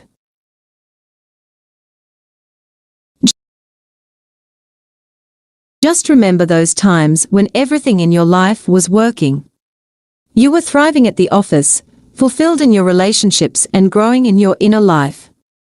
You were overflowing with energy and passionate about every minute of your days. If you are like most people, you will also recall that during these times you could get by on less sleep. As a matter of fact, there was so much to be excited about that you did not want to waste time by oversleeping. Now reflect on those times of your life when things were not going so well. Your job was exhausting, the people in your life were driving you crazy and you had no time for yourself. During these times, you probably slept longer than usual. Perhaps you slept until 2 o'clock in the afternoon on Saturday or Sunday, we often use sleep as an escape from reality during difficult times. But how did you feel when you finally woke up? Groggy, uninspired and tired. So it is not the number of hours of sleep that is key, but rather the amount of renewal your body receives. Strive for less time in bed, but a richer, deeper sleep.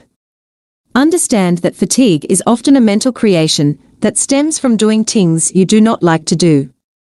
And remember Henry Wadsworth Longfellow's wise words, "The heights by great men reached and kept were not attained by sudden flight,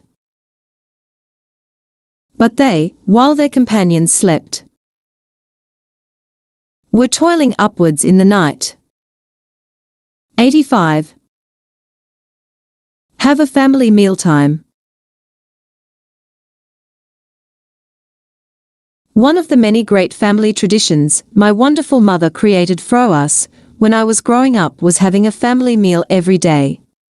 No matter what activities we had on the go, my father, my brother and I were duty bound to come home for a dinner where we could all reconnect and share our stories about the day that was drawing to a close.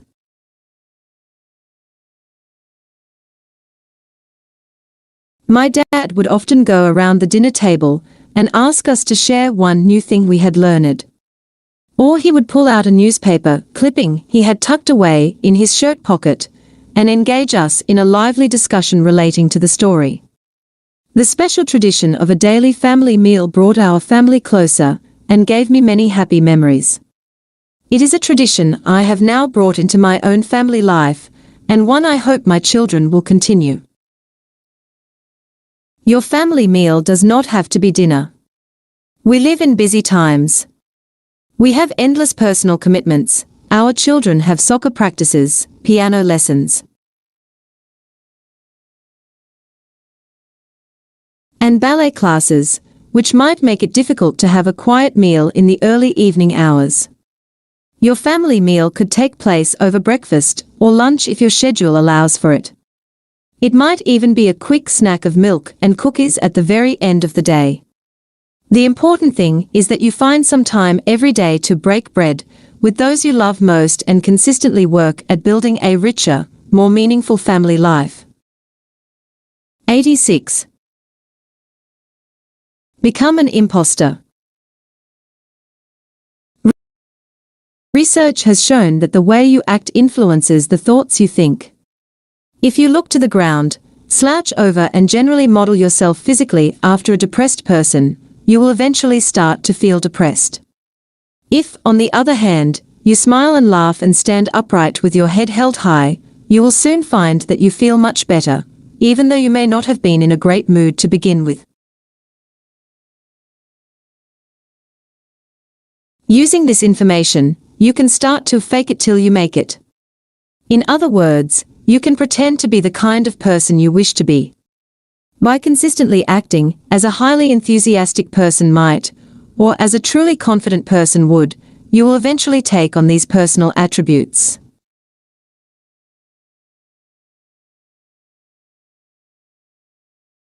The power of the act like that which you most wish to become technique was demonstrated by a study at Stanford University, in which a team of psychologists took a group of emotionally secure college students and randomly separated them into two groups within a simulated prison setting.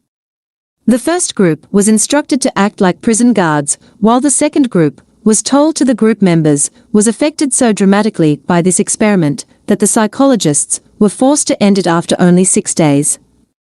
The inmates had become severely depressed, hysterical and suffered from crying bouts while the guards behaved cruelly and uncaringly.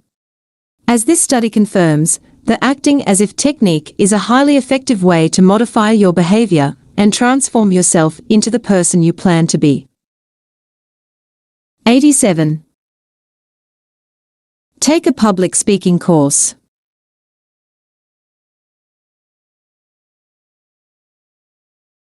As a professional speaker who specializes in leadership, personal effectiveness, and life improvement, I have the privilege of appearing on programs that feature some of the world's top experts like Brian Tracy, the renowned motivational speaker, Professor John Kotter, the respected business guru, celebrities like actor Christopher Reeve and musical superstars like Jewel. I give keynote addresses at about 75 major conferences a year and speak to large audiences across North America, in the Caribbean, and in Asia. Yet very few people know that the greatest fear of my life was once public speaking.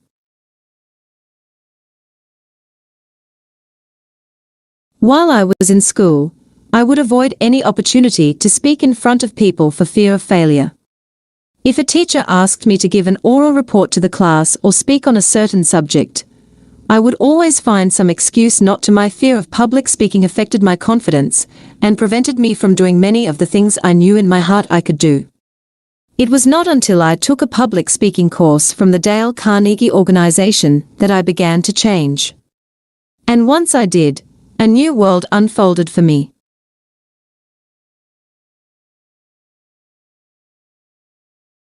I have since discovered I was not alone in my fear. It has been reported that most people fear speaking in front of an audience even more than death itself. Talking to a large group of people draws us out of the circle of security that we tend to live in and forces us to confront an entirely foreign experience. But two things can dramatically reduce your fear of public speaking, as well as any other fear for that matter: preparation and practice. By taking a public speaking course that will prepare you for speaking before groups and offer you a regular forum to practice in front of a group, you will soon manage your fear and eventually master it.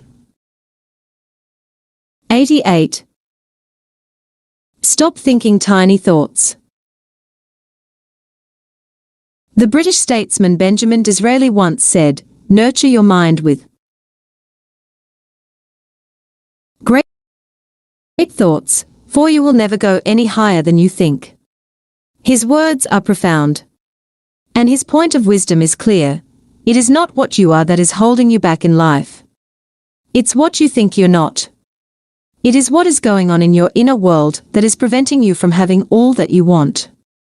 And the moment you fully understand this insight and set about ridding your mind of all its limiting thoughts, you will see almost immediate improvements in your personal circumstances. In my motivational seminars, I tell my audiences, if you are not pursuing your dreams, you are fueling your limitations. My brother, an internationally known eye surgeon, once told me about a medical condition called amblyopia, a condition that occurs when a patch is placed over a young child's healthy eye. When the patch is removed, the child has completely lost the sight of that one good eye. Covering the eye stunts its development and causes blindness. Many of us suffer from our own form of amblyopia. Many of us suffer from our one form of amblyopia. We go through life with blinders over our eyes, afraid to dream bigger dreams and do the things we fear. The result is always the same. Like the child with amblyopia, we eventually lose our vision and spend the rest of our days within a very limited zone of movement. Too many people lead small lives. Too many of us die at 20 and are buried at 80. Remember, nothing can stop a person who refuses to be stopped. Most people don't really fail, they simply give up trying. And most of the limitations that hold you back from your dreams are self-imposed. So shed the shackles of tiny thinking. Have the bravery to dream big for a change and accept that failure is not an option for you. As Seneca observed, it is not because things are difficult that we do not dare, it is because we do not dare that they are difficult. 89. Don't worry about things you can't change. Time and again, when I face a challenge in my own life, I return to the serenity prayer of Reinhold Niebuhr.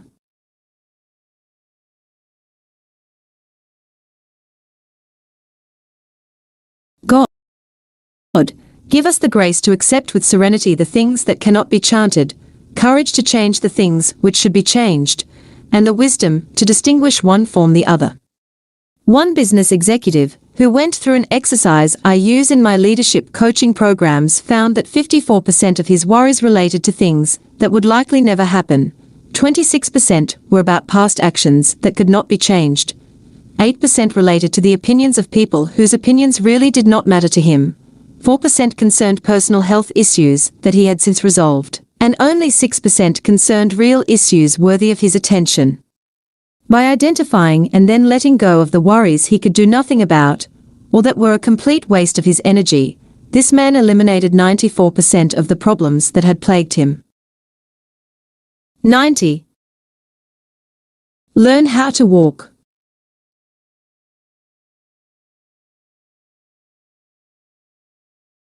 Nearly 10 years ago, I received a package in the mail from my father. In it was a worn-out old book that carried the following inscription on the inside front cover: "Dear Robin, some time ago, I picked up this book from a store that sells second-hand books. Though the money paid for this book was nominal, its net worth is tremendous. I enjoyed reading it immensely, and I hope you will too. Love, Dad." Published in 1946, the book is called Getting the Most Out of Life, and is one of the treasures in my library of wisdom literature and self-help books. I have returned to the short essays it contains on a wide range of life improvement topics, bearing titles such as Wake Up and Live, The Business of Living a Long Time, and How to Live on 24 Hours a Day, many times over the years, and have grown much from the lessons offered. It is truly a priceless possession.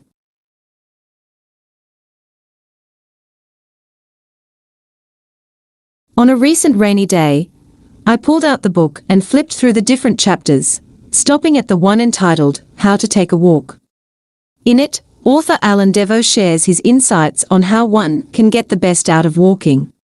First, he advises, a walk should never have a specific purpose. Rather than having a destination, you should simply immerse yourself in the beauty of the walk itself. Second, you must never take your worries with you on the walk, leave them at home, for if you don't, they will become even more deeply rooted in your mind by the end of the walk. And finally, be fully aware. Train yourself to pay complete attention to the sights, sounds and smells. Study the shape of the leaves on the trees. Observe the beauty of the clouds and the fragrance of the flowers. As he concludes, the world, after all, is not so unendurable when a person gets a chance to look at it and smell it and feel its texture and be alone with it. This acquaintance with the world, this renewal of the magical happiness and wonderment which you felt when you were a child, such is the purpose of taking walks. 91. Rewrite your life story.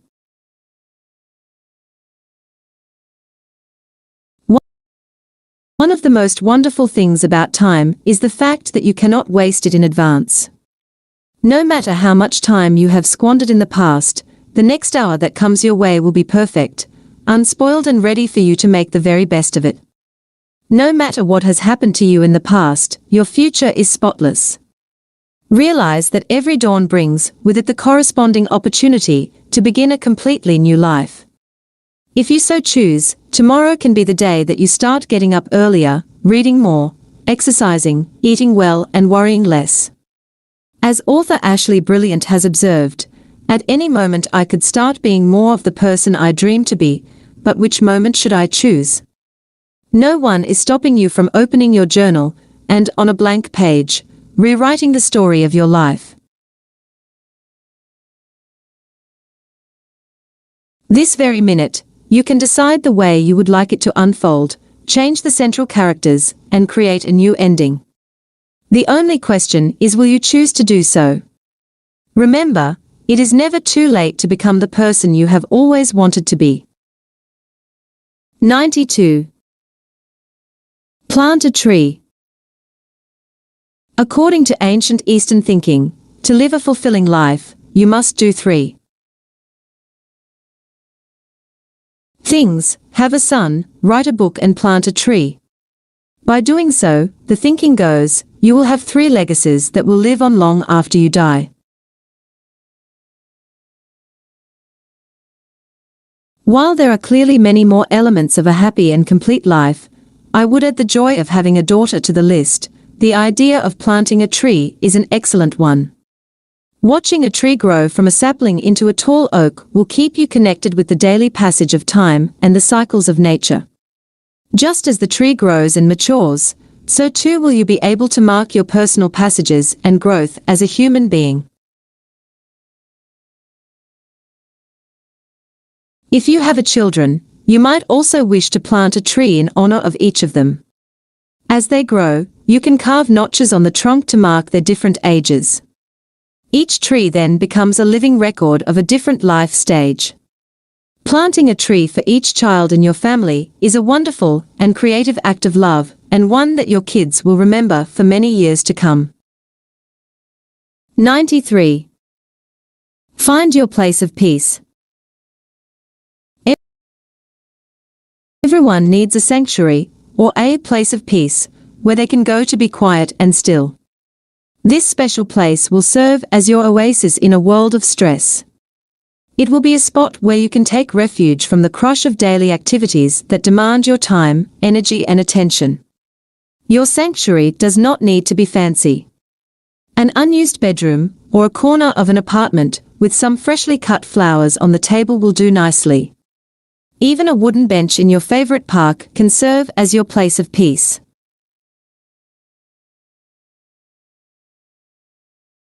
When you feel you need some time alone, visit this sanctuary and do some of those inner development activities that are so easy to neglect during the course of a busy day. Write in your journal or listen to a soothing piece of classic music. Close your eyes and visualize your ideal day. Read deeply from that book your mother always told you to read, or from a book of wisdom. Or simply do nothing for 30 minutes and let the renewing power of solitude take hold. Carving out a little time for yourself is not a selfish act. Replenishing your inner reserves allows you to give more, do more and be more for others. Making the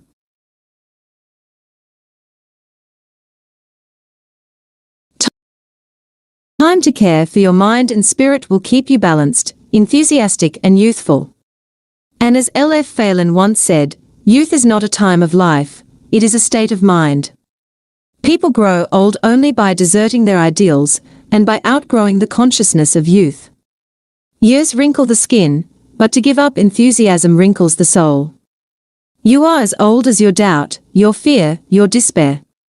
The way to keep young is to keep your faith young. Keep your self-confidence young. Keep your hope young. 94. Take more pictures. Every life is worth living. And given this, every life is worth recording.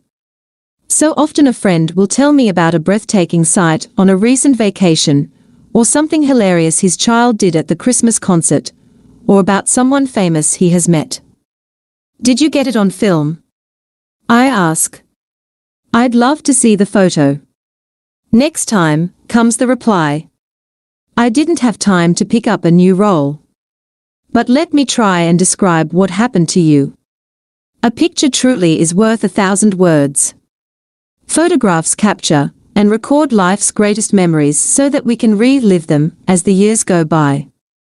As I grew up, my father constantly took pictures of our family.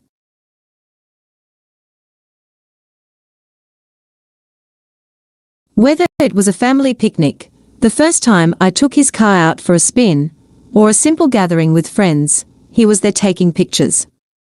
Often, while he asked us to smile for the camera, I would grow impatient and gently ask him to take the photo quickly. You don't need to take so many photos, Dad, I would say. What are we going to do with them all? Well now, as the years have quietly slipped by, I know what to do with all those photos. They have gone into albums that form part of the story of life's passage. They provide my own children with endless hours of amusement, and offer our entire family a wonderful way to reflect on the simple things that have meant so much to us. Take more pictures. Record the best times of your life. Collect photographs of the things that have made you smile, or cry, or appreciate the many blessings this world provides. Always carry a disposable camera in your car and 2 in your luggage when you travel. You might be surprised how good you will feel when you go through your albums years from now.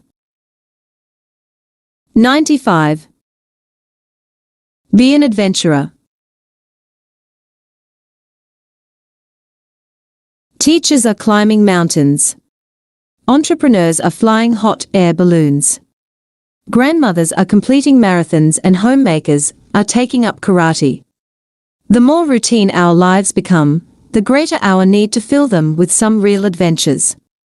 The more obligations that beg for our attention, the more important it becomes to shed those shackles of complacency and send our hearts soaring through some brave new pursuit.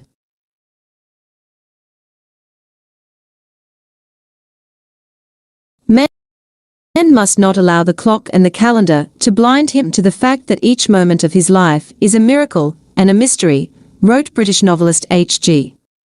Wells. To connect more deeply to the miracles and the mysteries of your own life, vow to restore the spirit of adventure that you once knew as a child.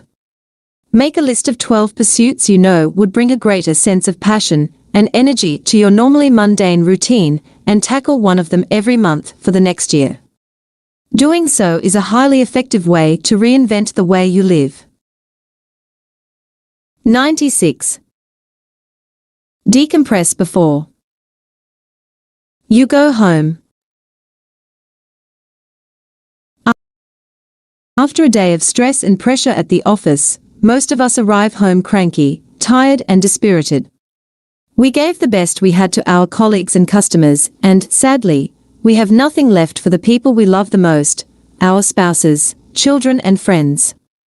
Like gladiators who have just completed the battle of their lives, we wearily walk to our favorite easy chair and order family members to leave us alone until we regain our composure. Taking 10 minutes to decompress before you walk through the front door of your home will help you to avoid making this scenario a part of your daily routine. Rather than leaving work, driving home and rushing into your house, I recommend that you spend a few minutes sitting alone in your car while parked in the driveway. Use this time to relax and reflect on what you would like to accomplish during the next few hours with your family. Remind yourself how much your partner and children need you, and how many fun things you can do if you simply put your mind to it. To further decompress, you could go for a quick walk around the block or listen to a favorite piece of classical music before you open the door and greet your family. Be creative about your personal decompression time and treat it as a chance to renew and recharge so you are the person your family wants you to be when you greet them. 97. Respect your instincts.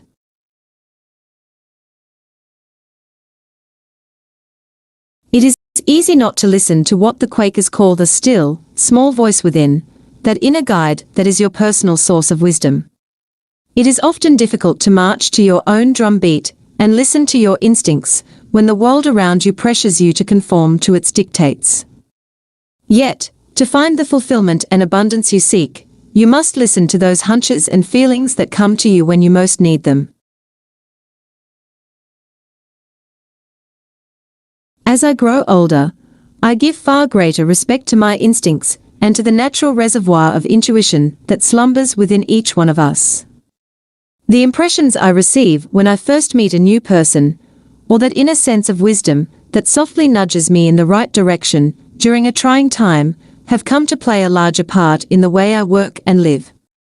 It seems that with age comes the corresponding ability to trust your own instincts. I have also found that my personal instincts grow stronger when I am living on purpose, that is to say, spending my days on activities that advance me along the path to my legacy.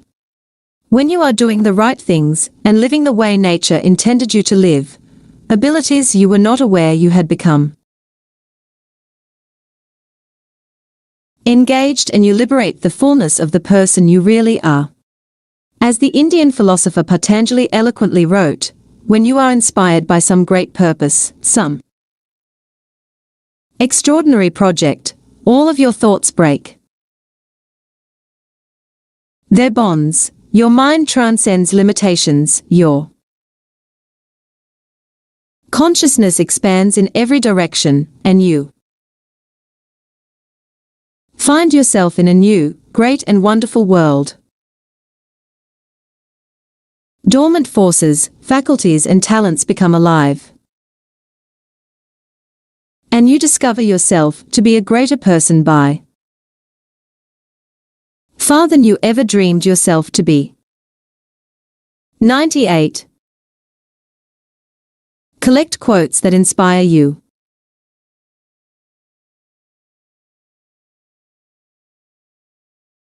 If you have read The Monk Who Sold His Ferrari or any of my other books, you know that I love using quotations from the world's great thinkers.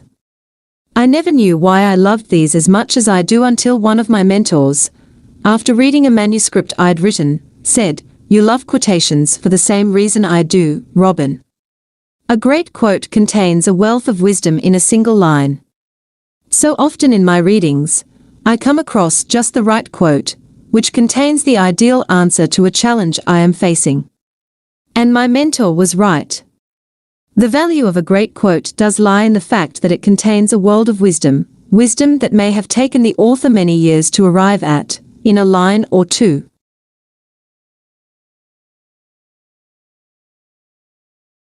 Over the next few weeks, start your own collection of quotations, words that you can keep referring to when you need some instant inspiration, or advice about how to deal with those curves life sometimes sends our way. Another effective way that I use quotes is to paste them in places where I know I will see them throughout the day, such as on my bathroom mirror, on the refrigerator door, on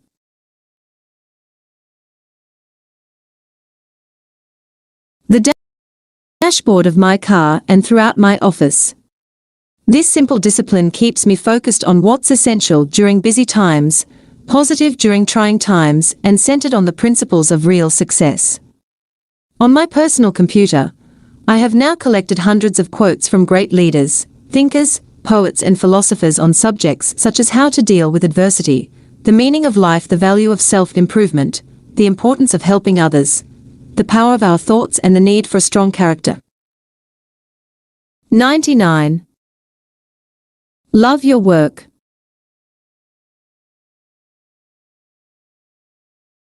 One of the timeless secrets to a long, happy life is to love your work. The golden thread running through the lives of history's most satisfied people is that they all loved what they did for a living. When psychologist Vera John Steiner interviewed 100 creative people, she found they all had one thing in common: an intense passion for their work. Spending your days doing work that you find rewarding, intellectually challenges, and fun will do more than all the spa vacations in the world to keep your spirits high and your heart engaged. Thomas Edison, a man who recorded 1,093 patents in his lifetime, ranging from the phonographs, the incandescent light bulb, and the microphone to the movies, had this to say about his brilliant career. At the end of his life, "I never did a day's work in my life. It was all fun." When you love your job, you discover you will never have to work another day in your life. Your work will be play and the hours will slip away as quickly as they came. As novelist James Michener wrote, "The master in the art of living makes little distinction between his work and his play, his labor and his leisure, his mind and his body, his information and his recreation, his life and his religion. He hardly knows which is which. He simply pursues his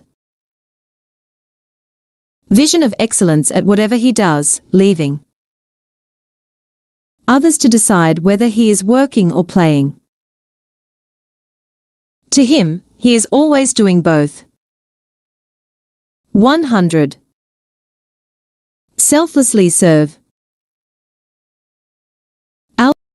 Albert Schweitzer said, "There is no higher religion than human service.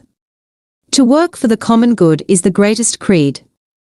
And the ancient Chinese believed that a little fragrance always clings to the hand that gives you roses. One of the greatest lessons for a highly fulfilling life is to rise from a life spent chasing success to one dedicated to finding significance. And the best way to create significance is to ask yourself one simple question: how may I serve? All great leaders, thinkers and humanitarians have abandoned selfish lives for selfless lives, and in doing so, found all the happiness, abundance and satisfaction they desired. They have all understood that all important truth of humanity: you cannot pursue success, success ensues. It flows as the unintended but inevitable byproduct of a life spent serving people and adding value to the world.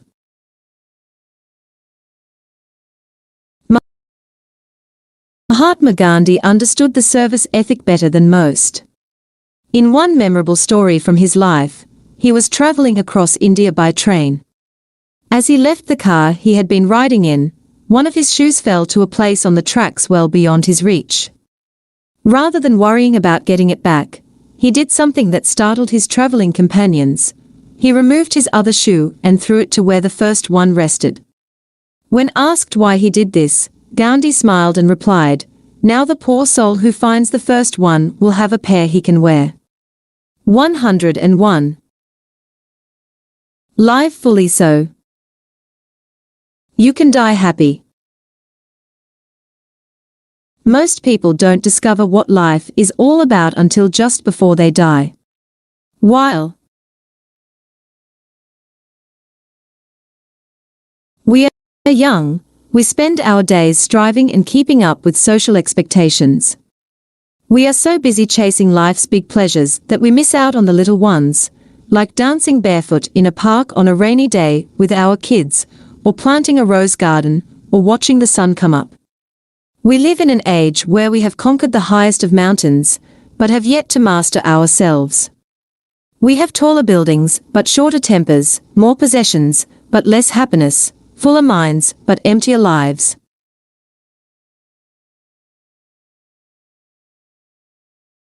Do not wait until you are on your deathbed to realize the meaning of life and the precious role you have to play within it.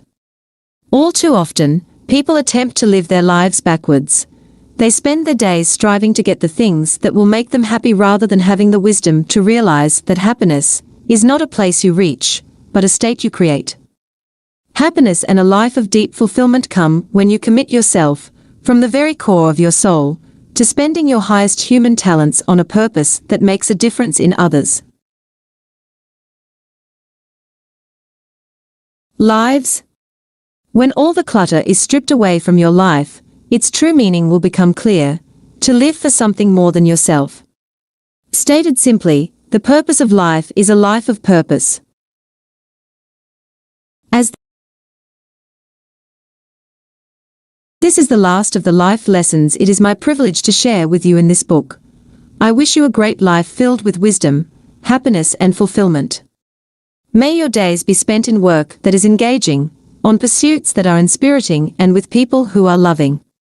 I'd like to leave you with the following words of George Bernard Shaw, which capture the essence of this final lesson far better than I ever could. This is the true joy in life, being used for a purpose. Recognized by yourself as a mighty one, being a true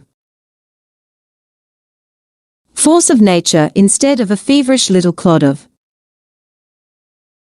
ailments and grievances, complaining that the world will not devote itself to making you happy. I am of the opinion that my life belongs to the whole community, and as long as I live, it is my privilege